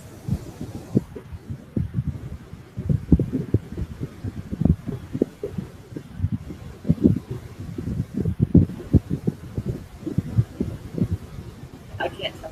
Anyway, but I went to her privately in DMs, like a grown woman does, who's... Went to who privately? Sam. Okay. In DMs. I didn't take it public. I didn't throw her business out there in the public. I went to her privately in DMs, and then she decided to put it all out there privately and act like she had some sort of problem with me. Like, what she said was I was trying to extort her. I don't even think she knows what extort means because I didn't ask for anything. And so I said, trying to extort you for what? Empathy? I want you to feel for other people. You wouldn't like this done to you. So anyway, she says, take a link, bitch, and all this stuff. Take a link, ho. So ho took a link. And the bitch kept fucking muting me and then eventually kicked me off the panel because she didn't like what I was saying because she knows it's all the truth. So when she kicked me off the panel and I couldn't get back on it, my thinking is you don't invite someone to a discussion and then mute them and kick them off the panel when you don't like what's coming out of their mouth. So I went over to my own stream and I lost my ever-loving mind. Really? Yeah, so that's basically it. I feel bad about it now, of course. No. I don't feel bad about what I did. I feel bad about how I did it. Like that I lost my mind and went completely psycho. Well, you should never feel bad about it, especially if you're telling the truth. Well, I definitely was telling the truth. And people are on your side. Yeah, but I have a hard time not feeling hypocritical because here I am telling her that it's not okay to bring people's pasts up and drag them for them. And then what am I doing? I'm bringing her past up to show her what it's like, Yeah. So now I feel bad, but oh well. Well, you know what, Janie? You got a lot of respect in this community. I mean, and people listen. But honestly and truthfully, you don't even really have to bring her past. I don't think she cares. Bring up what she's doing now. All you have to do is speak about what she's doing now, and she looks dirty-ish. Yeah. Well, and just today, I had seen her do it to everyone. I even saw her pull something up of yours from God, when was it? I can't remember if it was recent. She was showing oh no, it was Diane that she was showing the old one of. But something, a stream of yours, and they were all, making fun of it. And it's just it pisses me off. Why can't they do something other than always fucking dragging other people. Yeah, I got that. I got that a screenshot. She was showing my video from last night on hers, and they were just talking about it. And that's okay. Because I don't let them, try not to let them affect you that way. I could have gotten mad. The old me probably would have. You know, I'll be honest with you. I probably would have. But I keep remembering I got to be above that. And you lead by example, and I don't want people, like Katie said, and I've always believed that, you lead by example. And it may not be popular, but at least you have something to hold on to. And that's something called your dignity. You know? Yeah. But it gets to me watching them drag people that I like day in and day out. You know, it's like and they act like it's fun. Like it's a source of amusement. Yeah. I don't see it as fun at all. And it just angers me. And I guess I'd just had enough. And I thought, well, she acts so like she's above everyone. Let's remind her of her past. And I guess it didn't go over well. I have a question. Sure. What size community is like the boardroom? I've never been over there because I just have heard so many bad things about that group of people. I've never went over there to like investigate or anything like that. So I'm just curious, how many people actually listen to like the boardroom? Well, I think that usually when I'm over there, if I'm listening or something, there's about 100 to 150 people. And that's the problem with them right there then, because they're so jealous that the other side over here has so many listeners and followers, and they can't get to that point. And that's why they're always pissed off. And that's why they always are trying to bring up negative things about B and Randy and Katie and you and Les, because I know I've seen a lot more people in your night streams than like that. Well, and the thing is, there's only maybe 20 people talking. So the rest of them are just sitting and listening, you know, like I am. Right. I don't know why I sit and listen. I shouldn't. But I feel like I need to defend the people that I like. Right. And, you know, I should just quit listening. That's what I do. I don't have to listen. People send me shit, but which is fine. But I look at it this way. I already had my run in with Sam before, and she hates my guts. She's hated it from the beginning, and she's always going to run her mouth. She's always going to be saying something. She's always said something. And I just don't let her affect me anymore. I don't watch them. I really, really, really don't. Although I am filled in on a lot of things because people talk to me. And I like knowing what's going on. That way I can be intelligent when we speak about it. But I'm going to be honest with you. I don't watch them. I don't let them affect me. I really, really don't. I don't care. I care about my channel. I really do. And I do care about my friends. And I don't venture far from my channel. I go to Katie's and I go to Joe's. Maybe I should venture further to support other good channels more. You know, but that's just me. Bish, hello. But don't let him get to you, Janie. Honestly, I don't want to see you go crazy because of them. I really don't. If you know, it's a shame. Excuse me, but you know, it's one of those things where I'm not caring because I don't listen to them. I know what's going on, but I don't listen to them. I don't let them affect me. And you know, when you listen to them, you let them affect you. You give them more attention. Yeah, that's true. And I don't care. They can say I look like, what was it? I saw Savage. She wrote, I look like a fat pug. And somebody else wrote something. Rebecca wrote some shit about me. Some other lady did. And I don't let it affect me. I don't. They're just words. Calling me names is no good. Except for the pedophile thing or the predator thing in the pedophile. That bothered me last year. It doesn't anymore because people know who I am. Well, Misery got company tonight, MFW. It was called Psycho. He said not. Misery wants company, not bothered. Exactly. I'm taking what I've been saying seriously, and I'm taking what Katie's been saying seriously, and I believe goodwill will out.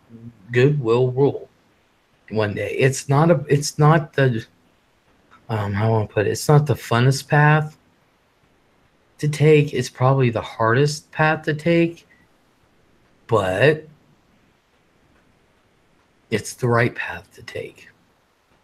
And I believe it just takes one person, and then it affects one person, and then that one person will affect a person. You know, hate and things like that spreads like a disease. I just wish niceness would. You know what I mean? Yeah, I wish so too. But it never does. You have to fight for it. But in the end, when you're done fighting for it and you maintain it, you get more respect and people start listening. You know what I mean? Yeah. See, why weren't you around, Les? You could have talked me down from the ledge. I was doing first of all, I couldn't get online till almost, was around 1 o'clock. Fucking Spectrum. I hate that. So, yeah. Nippy did well with you, though. She did. Nippy's always good at talking me down from the ledge. You bet. What's really disgusting about those people is that the way drug addiction is in the world right now, not just the U.S., but with the world right now, guaranteed somewhere in their family, they will not admit it online, I'm sure, but somewhere in their family, there is a drug addict that's having a problem with, drugs. And it's probably someone they love, and then they get online and they criticize and they cut these people down for having a past and call them all kinds of names, and guaranteed they would not turn around and do that same thing to the family member that they have that is having those issues. It's like, that's so hypocritical, and it's like, I don't know how people's brains work that way. I thank God I don't have that kind of brain, because I couldn't imagine walking every day in that brain. But the drug addiction problem is just, people are just one really bad accident away from being a drug addict. Like, my brothers were strong, hardworking men. One of them hurt their back, one of them hurt their knee. Next thing I know, they're both freaking heroin addicts, and they're in jail right now.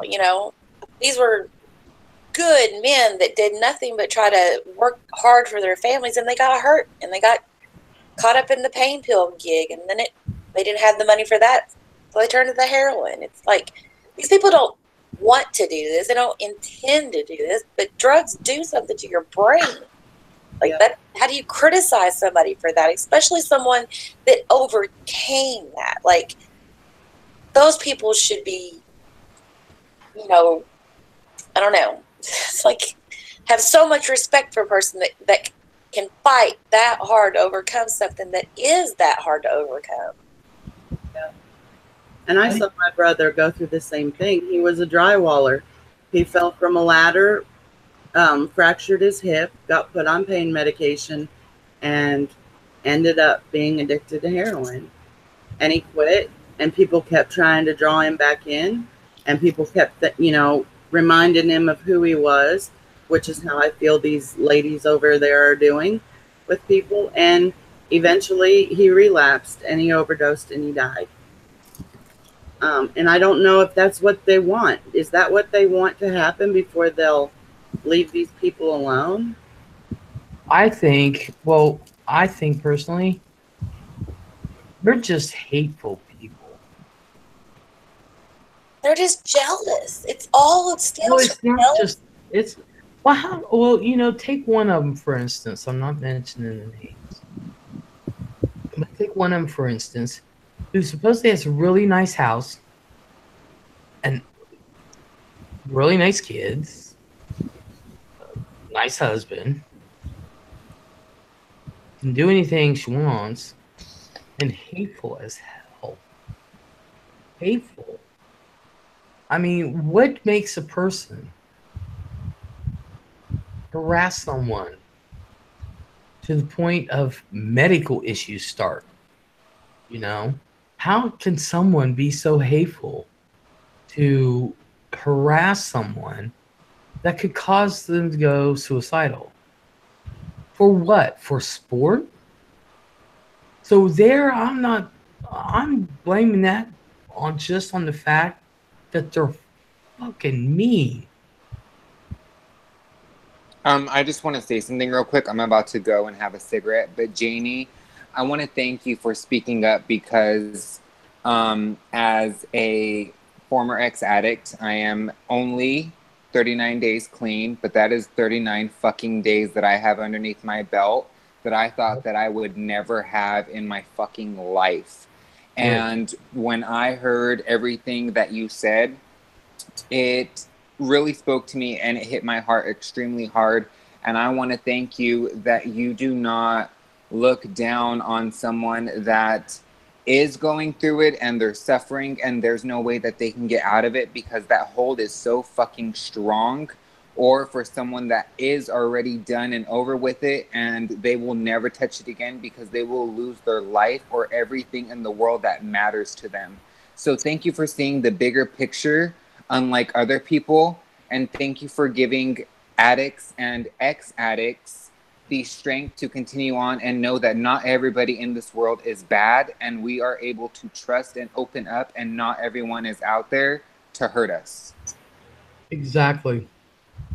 And don't let anyone ever make you believe that you are the same person you were 39 days ago.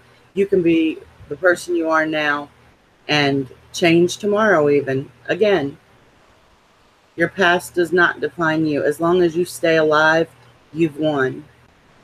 Well, damn straight. We are all so proud of Art in here. We all are. We're all behind him. We all support him. We support him while he's going through it. In this room, we all care for Art very, very much. Well, and I kind of take it personally, everyone who beats it, because I lost my brother. So I try and rejoice in other people's success. Mm-hmm.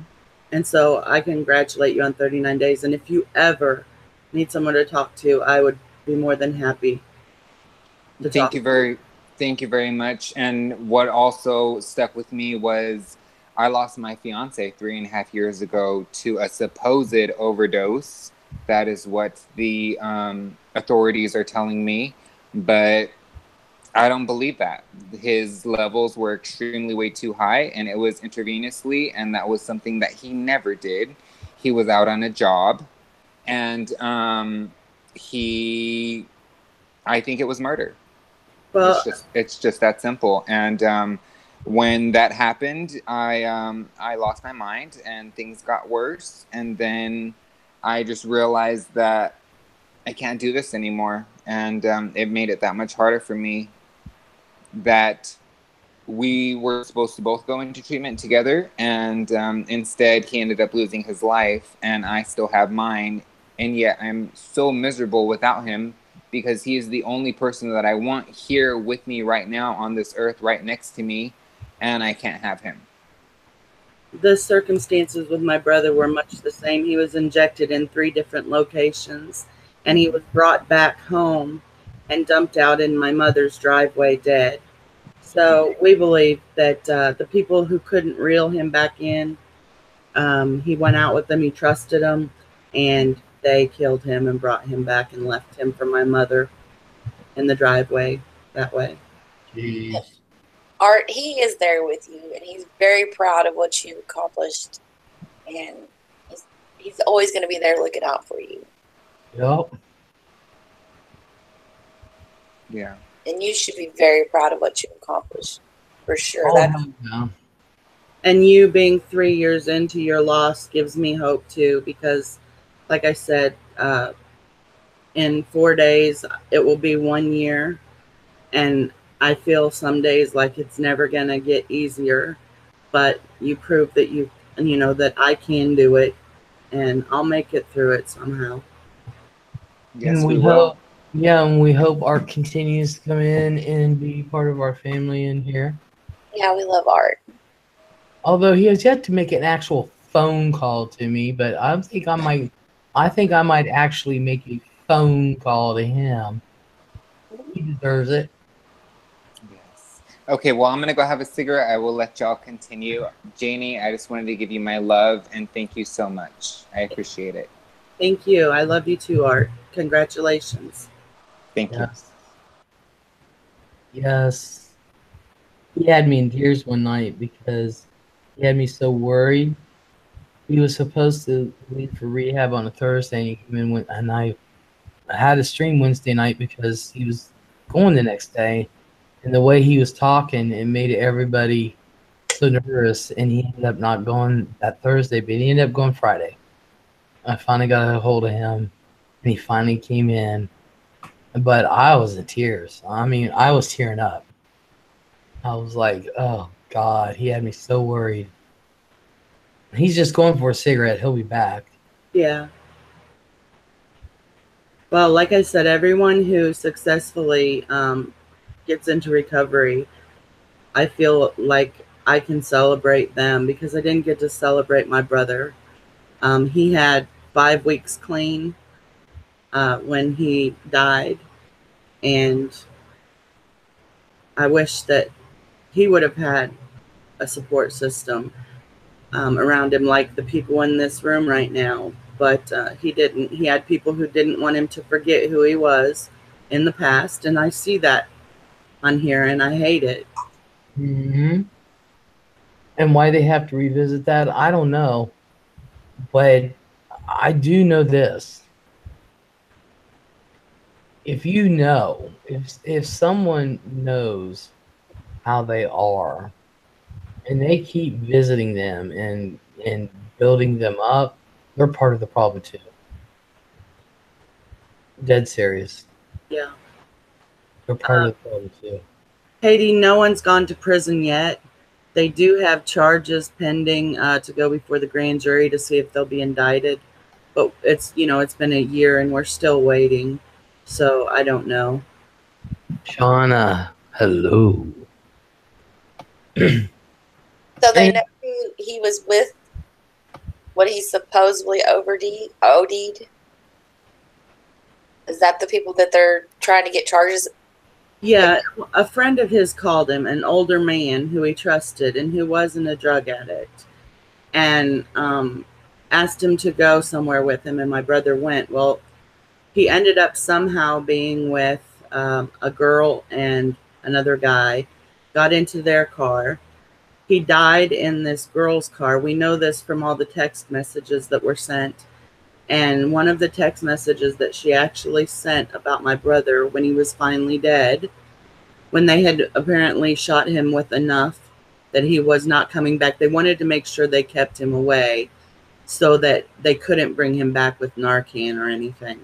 And she actually said, someone needs to get this dead son of a bitch out of my car. Oh. In one of her texts. And so another guy came and got my brother out of her car, and somehow they talked the old man into letting them put him back in his car. And he then drove back to my mother's, opened the door, pulled my brother out into the driveway. He was dead, and called my mom from his cell phone from the driveway and told her to come out and get my brother, that he wouldn't wake up. But they have text messages back and forth between 4 people who were involved in this. And Is that including the older man? Yes. Or and I think what they would try and get on him would be abuse of a corpse, because transporting it from vehicle to vehicle and all of that. Jeez. Yeah, I can understand why they're not in jail right now for that charge. I mean, that should be pretty easy to prove, and I can't understand why they've not already put him in jail for that, and then work on the rest of the case after that. Yeah, but he did leave with someone he trusted. Somehow they got him to go somewhere and get in a car with these other people who were convinced that he was going to turn them in, which he wasn't. He just wanted to be clean. That's all he wanted. He didn't want to turn them in or anything. He just wanted to be clean. Because our other brother had died 5 weeks before that. And the day my other brother died was the day he got clean. So he had been clean for 5 weeks. So, I lost both of my brothers in a 5-week period. Oh my goodness. And I know he wanted to stay clean, but there were just people who wouldn't let him forget his past and wouldn't leave him alone.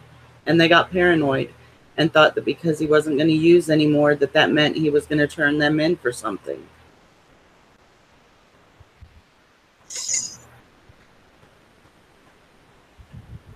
Yeah, that's so sad. I'm sorry to hear that. I couldn't imagine losing one of my brothers. I know they both overdosed, and thank God they were able to bring them back. And it was just I couldn't imagine. It's difficult too, because they keep telling us that because they took him across 3 different county lines, that each county has to have the charges and all this kind of stuff. So, I mean, it's just a big mess. It's a small town in the middle of nowhere whose cops really don't know anything about all this. How this, they're just a bunch of kind of bumbling idiots, and I don't know that we'll ever get any justice for what happened. But yeah, so that's why I got so angry earlier, because I'm just tired of seeing this same group of people over and over bringing up people's pasts when, you don't have to be that person. Why do they have to keep trying to make them be the person that they used to be?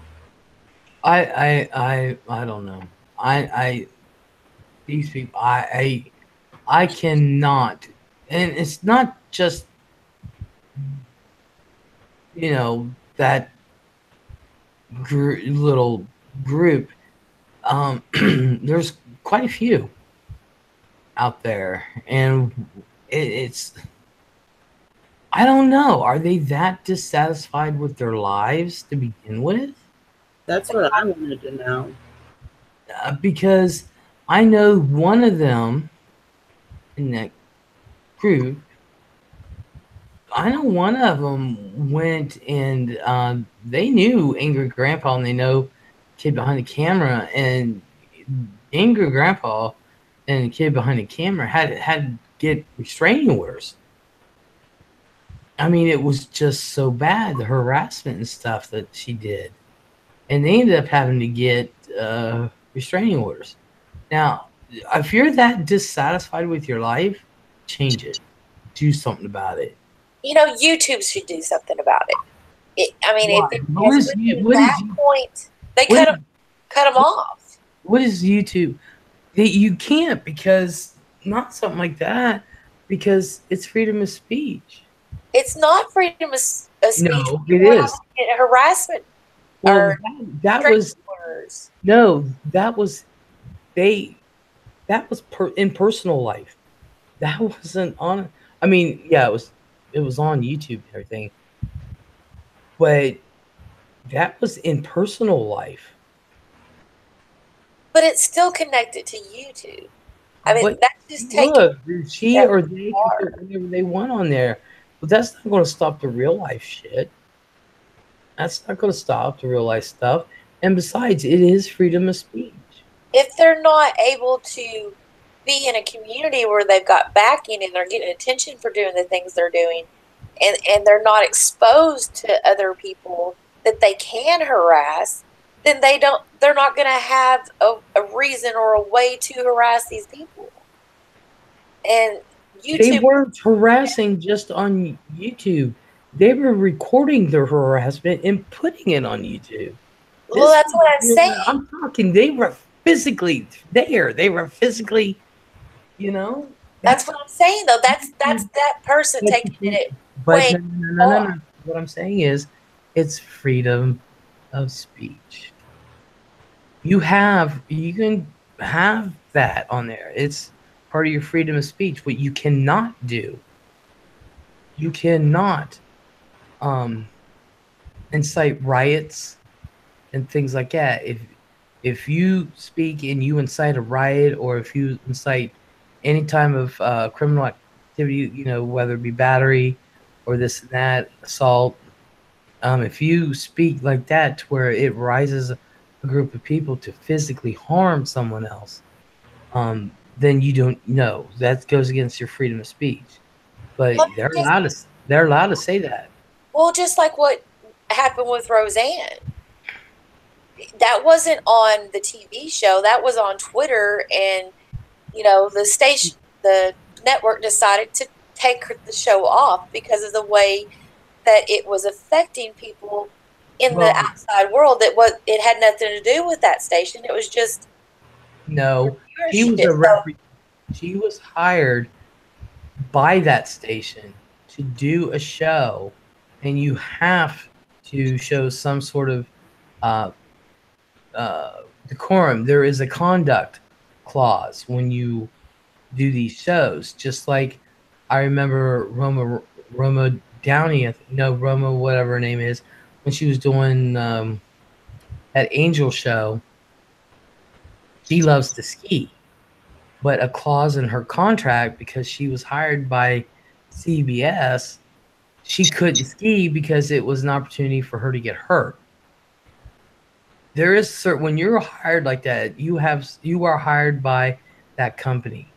No matter where you get hired, you can be hired on a gas station, you can be hired on even a Walmart. You're expected to act a certain way. Now, YouTube is not hiring anybody. I understand that, but YouTube is a business. Yes, it is. They make money off their viewership.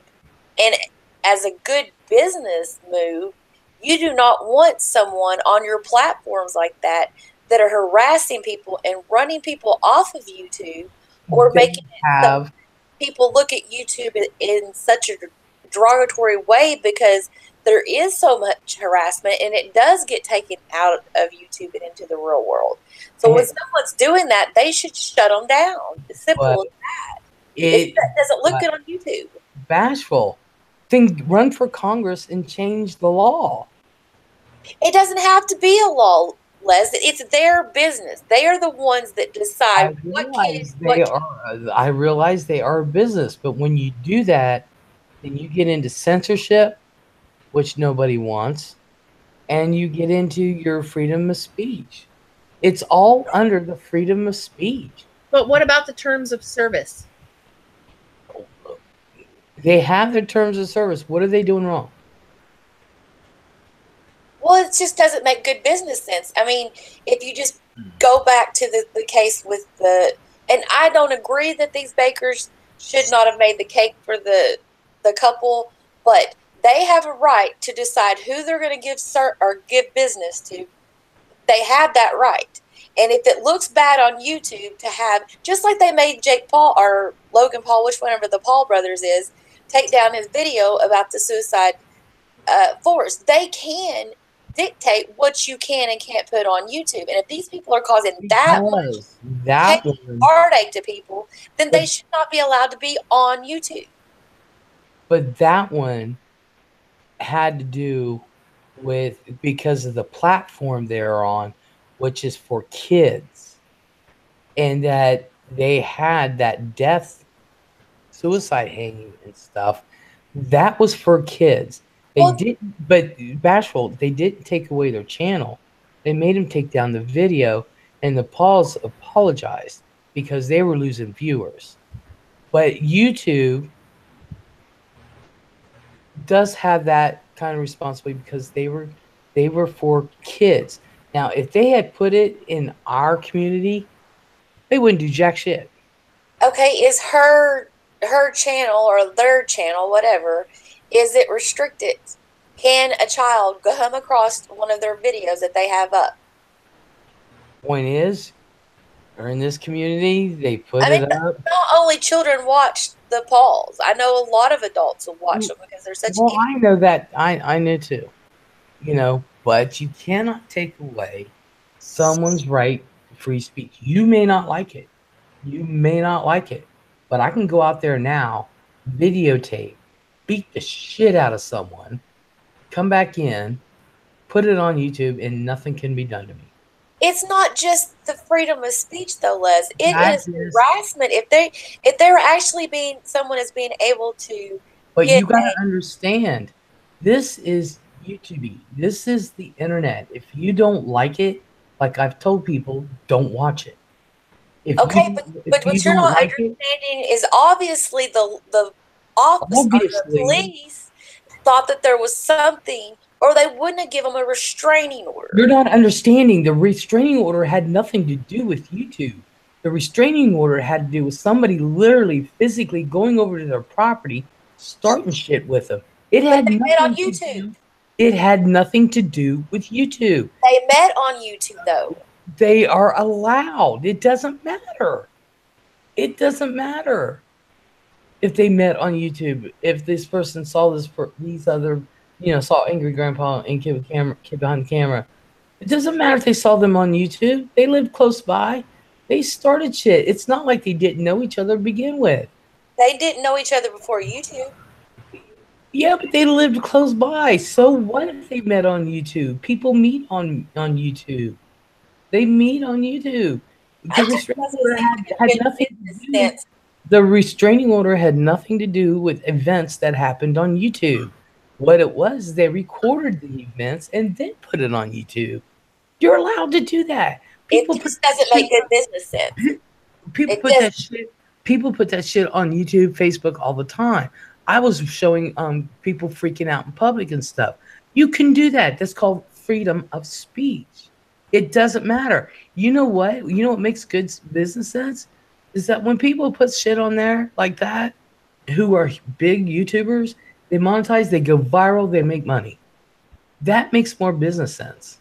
Well, those people aren't making YouTube any money. What they're doing is they're causing people to have a distaste for YouTube because they're getting doxxed, they're getting harassed. I mean, I just don't think that if I was running a company like YouTube and I had a creator on here that was affecting people outside of YouTube, I wouldn't let them in my. But you know what? I wouldn't do business with them. I wouldn't be making videos on my channel. I mean, on my platform. In this particular case, none of them were intimidated enough to not be on YouTube. They kept being on YouTube. You know why? Because people were watching. People were watching. Well, if only 100% people are watching, YouTube's not making anything off of that. I mean, they're not making YouTube any money. They're a dredge on YouTube. That's all they are. No, if people are watching, they're making money. 120 people they're not making very much. Well, I'm talking about what happened. I'm talking about what happened between Angry Grandpa, kid behind the camera, and this one person. I'm talking about that situation. I'm not talking about this situation. Yes, this is pure sludge. This is what we're talking about. This is pure sludge. Yes, they dox people. They try to get into people's lives, and this and that. And so, that's what's horrible. And that's what we're talking about, smothering them out. If you don't like it, don't watch them. Oh, I agree. I don't watch them. But I think that if I was YouTube, I'd just get rid of them. Well, you can. They're more hassle. You can too. You don't have to have a reason not to do business with a person. You can make a decision. I'm not going to have this person come into my store. Then you're going into censorship, and you're taking away their freedom of speech. No, you're not. Yes, you are. The bakery just won the case in freaking the Supreme Court. No, you have a right to determine who you do business with. But you're taking away, and Monique, you know what? They took away Roseanne's freedom of speech, so she should be able to sue them for kicking her off her show. But she can't. She doesn't have a leg to stand on. No, because she signed a contract. There is a conduct contract, just like we have, okay? But the difference is Roseanne is paid. There's money involved in that one. There is no money really involved with this. You're not understanding the difference, and that's the problem. I know, because if someone plays a song on their channel, then YouTube shuts it down. They don't have a right to shut these people down for their activity. Well, if I'm playing a song that someone else's and it's copyrighted, first of all, they just take the money from it, or they'll demonetize me and give the money to the copyrighted material. That's why nobody's allowed to use your shit without your permission. That you're not allowed to do. But you're allowed to say what you want to say, whether you like it or not. You're allowed to say what you want to say. The problem is that people who go visit them and give them their views, make them bigger than what they are, and actually feed into it. Oh, I agree. So that's the problem. But you're allowed to say and do what you want. No, I do not believe in doxing. You have to prove that these people dox somebody. Well, the dumbasses, sometimes they actually say it. They put it in their chat rooms and this and that. That's nobody's saying anything. So if you're not sitting there saying they're doxing me, if they're not being turned in for that, then it's not going to stop. Read Babodi's comment, Les. I don't see Babodi. Oh, Les, YouTube does not acknowledge freedom of speech. That's why PewDiePie was demonetized over Hitler joke. But he did that joke, and the New York Times picked it up, and it became a big stink with national news. That's what I'm saying. If enough people make a big stink about that group of people over there, but the thing is, YouTube's not going to care. PewDiePie was like in the top 5, top 3 of the largest YouTubers in the YouTube company, and he made a lot of money for YouTube and for himself. And he went and did something political, and the New York Times picked it up. It became national news. Yeah, and then they're going to say bye. Well, we got to do something because people are bitching, and yeah, they have to do something like that. They're not going to do something with somebody who only has like a couple thousand subscribers and nobody watches. If people start bitching, they would. There ain't enough people. There ain't enough people. I mean, if they would get rid of somebody like PewDiePie that was making them money and go ahead and kick him off, then why wouldn't they do somebody that's not making them anything? That's just causing the community. Nobody's going to pay attention. That's just it. Nobody's going to pay attention to us little people.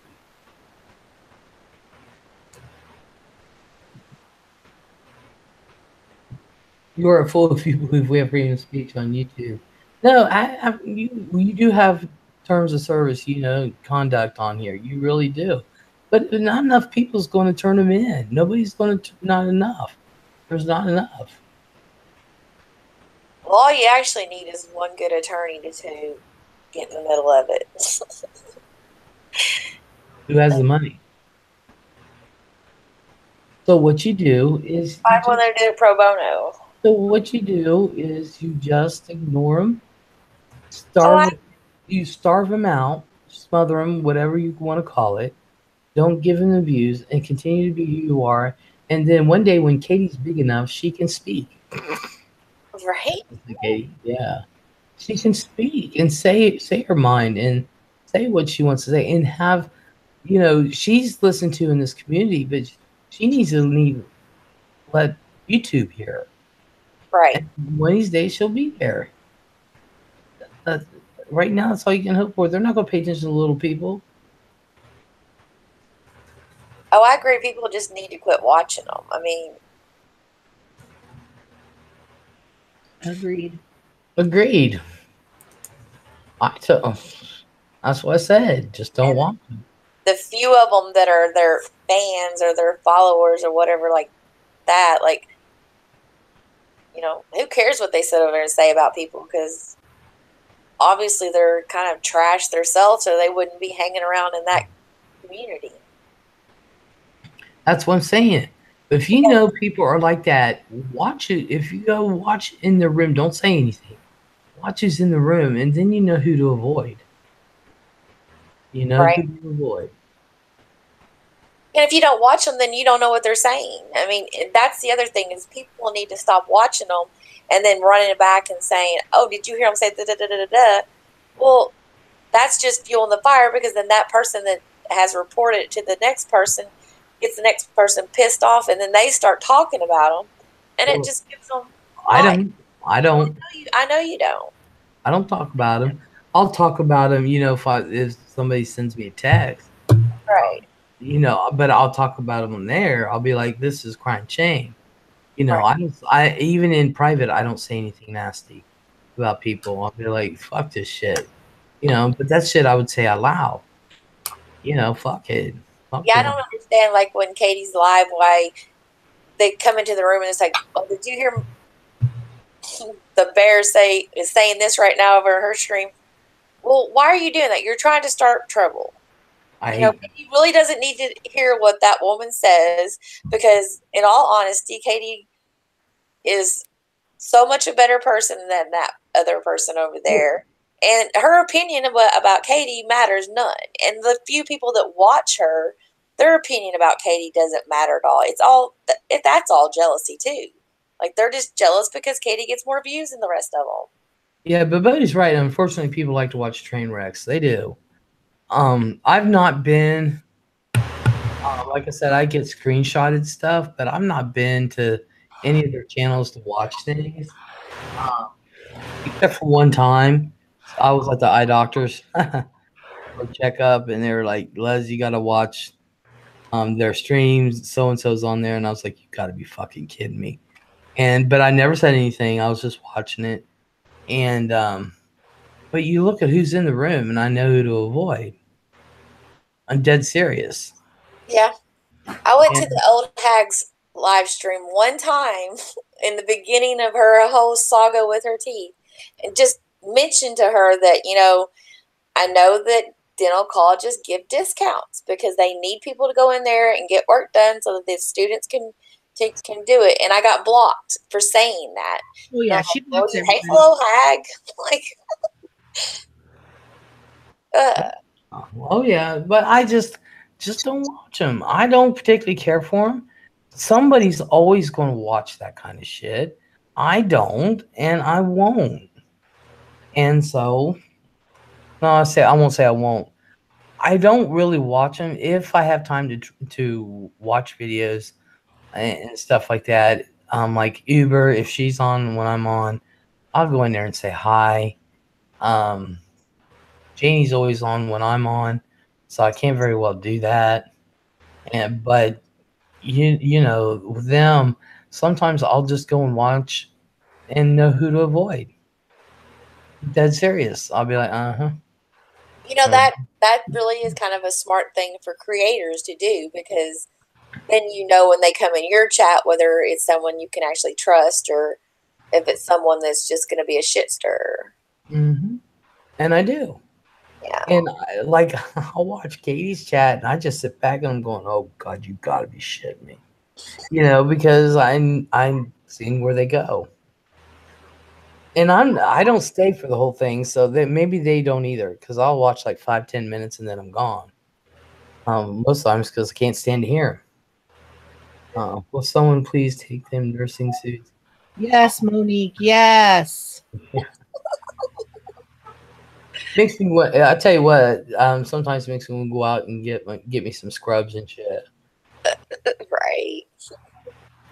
They are not fun to wear. Oh, I used to wear them all the time. That's what I had to work in. We didn't actually have, well, you can tell the nurses and everything, but we always had to wear scrubs.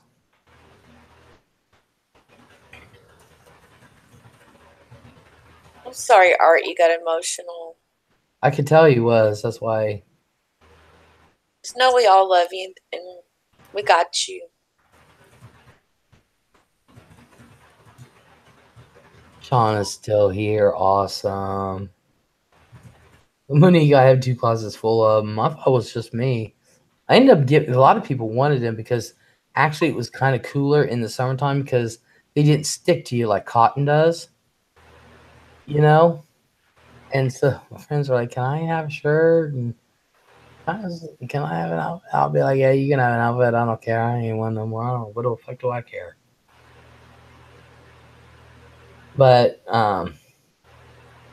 it's just a crime chain. You're never going to solve it, and you're never going to get rid of it. And the only way you can do that is if you have your own and you have complete control, and you can see what they're doing, and then you boot them off. That's the only way you can do something like that. Is just have a channel that's all good videos. Maybe I should start one. What do you think? Yeah. Go for With it. strict terms of service. I don't know how I'd make any money, but you know. So I heard Amazon is going to try to compete with like YouTube. Yeah, they bought Twitch. Oh, they got Twitch? Oh.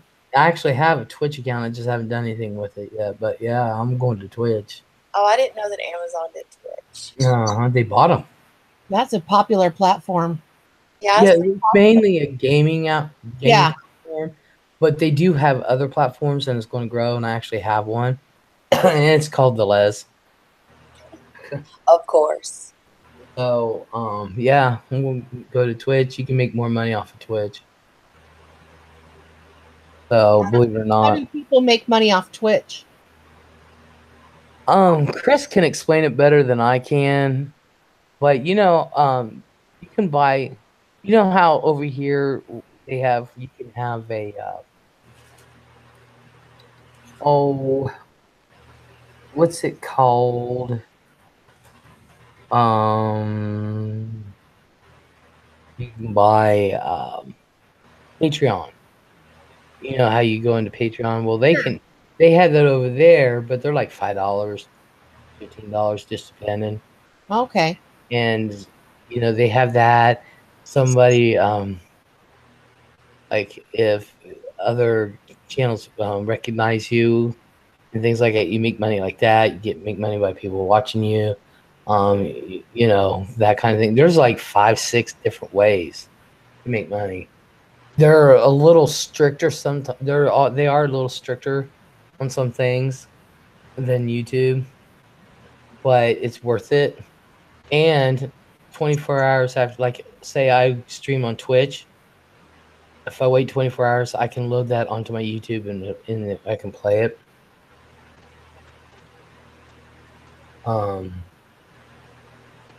That kind of thing. So I haven't done anything with it yet. My tech guy, I still got to do my YouTube. YouTube has a little more leeway than Twitch does in some things. But, yeah. Well, they're saying you have to really watch your cuss words and music. Mm-hmm. Yeah. Well, I could do Twitch because I don't know how to stop cussing. No, that's not true. I don't cuss around my nieces and nephews. But YouTube is a bigger platform as far as that's concerned. Right, because the other one's still growing. Right. The other platforms on Twitch, you hit community, you can see what categories you're in or whatever. I forget how that goes. But, yeah. So they kind of did like the same thing that you now does with the subscribers. You can pay to be a subscriber every month. Yeah. Yeah. For YouTube, you don't have to. So people ain't going to pay. Have you ever been on YouNow? Yes, I have a YouNow account also. I've watched like a nightmare for parents. Like some of the things that, like I watched this one kid on there. I think he was like 20, but he was having these young kids, like 8, 9, 10 years old, do stuff like drink water out of their toilet bowls, or do the cinnamon challenge, drink raw eggs, cinnamon ketchup, and all these crazy things. Like this one night I was watching them, and it was 2 18-year-old girls, and he dared one of them to cut the other girl's hair, and well, she did. And then the other girl that got her hair cut started crying, so her mother kicked her friend out, and she was out on the street, and she's like, I don't know where to go. It's midnight. I can't get a hold of nobody. My phone's fixing to die. And, like, I don't know. That just kind of creeped me out. Like, really the little kids is what really bothered me. But, yeah, I couldn't understand why a platform would let things like that go on. Yeah.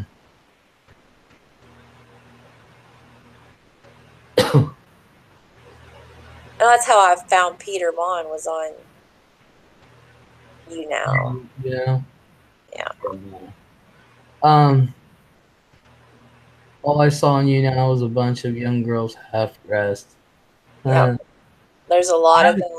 I went on YouNow one night just for poops and smiles, and I had people in there, and because I was talking about people taking control of their damn kids, and there was so many people in there I did not realize. And I only went on that one time, and like for 2 months I had people friending me because I would get the messages or whatever. They subscribe whatever the fuck they do.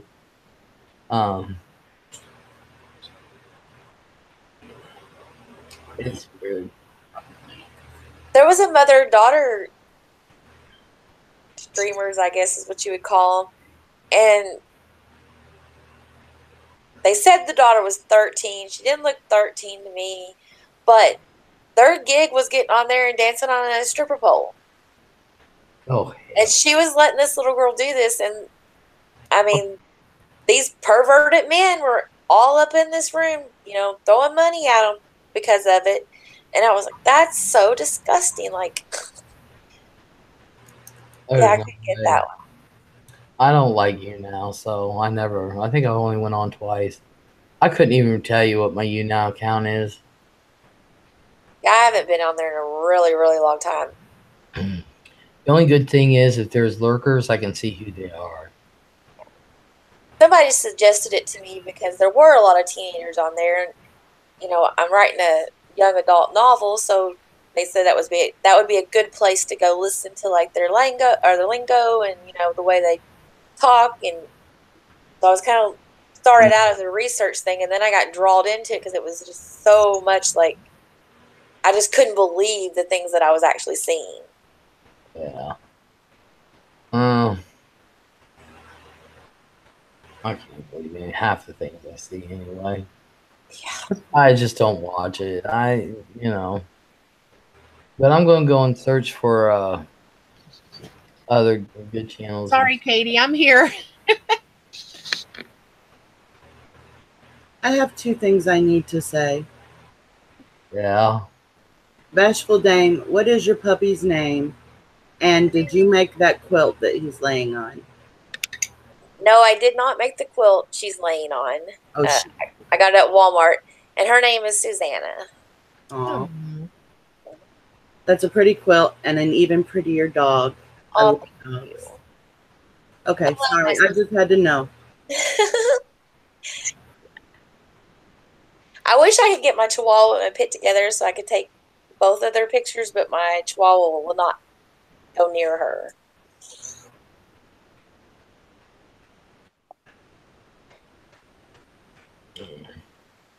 Well, you guys, I'm going to go. It's 5 o'clock. All right. Well, it was good. It was a good discussion. Yeah, it was nice discussing with you, Les. Yeah, we'll be here next Sunday night with the Memphis 3. Memphis 3, you guys. You know it. And I still haven't decided what we're going to do for Saturday. Oh, bitch. We still need to do this Betty Broderick thing. Well, it's up to you, Jeannie. Because every time I say I'm going to do it, I forget. and Free. I have to brush up on it, and I won't bring Bashful on board because she thinks we should free Betty, and I think we should fry her. But that's okay. You two don't agree on anything. No. No, we don't. Oh. That's what makes it interesting. Yeah, that's what I love. But, you know. I'm not really sure where I stand with her. I kind of am both, because I think on one hand, he absolutely drove her insane. But on the other hand, I mean, she was really crazy, and I don't know. I think both. We should let her go, but then kill her. Yeah, I think we should. We should let her go while she's on fire. Yeah, exactly. All right, everybody. You have a good night. Good night, everybody. Good night, everybody. And I'm taking Monday night off, so don't forget. Fix your Facebook so you can. Okay. All right. You have a good night. Thank you.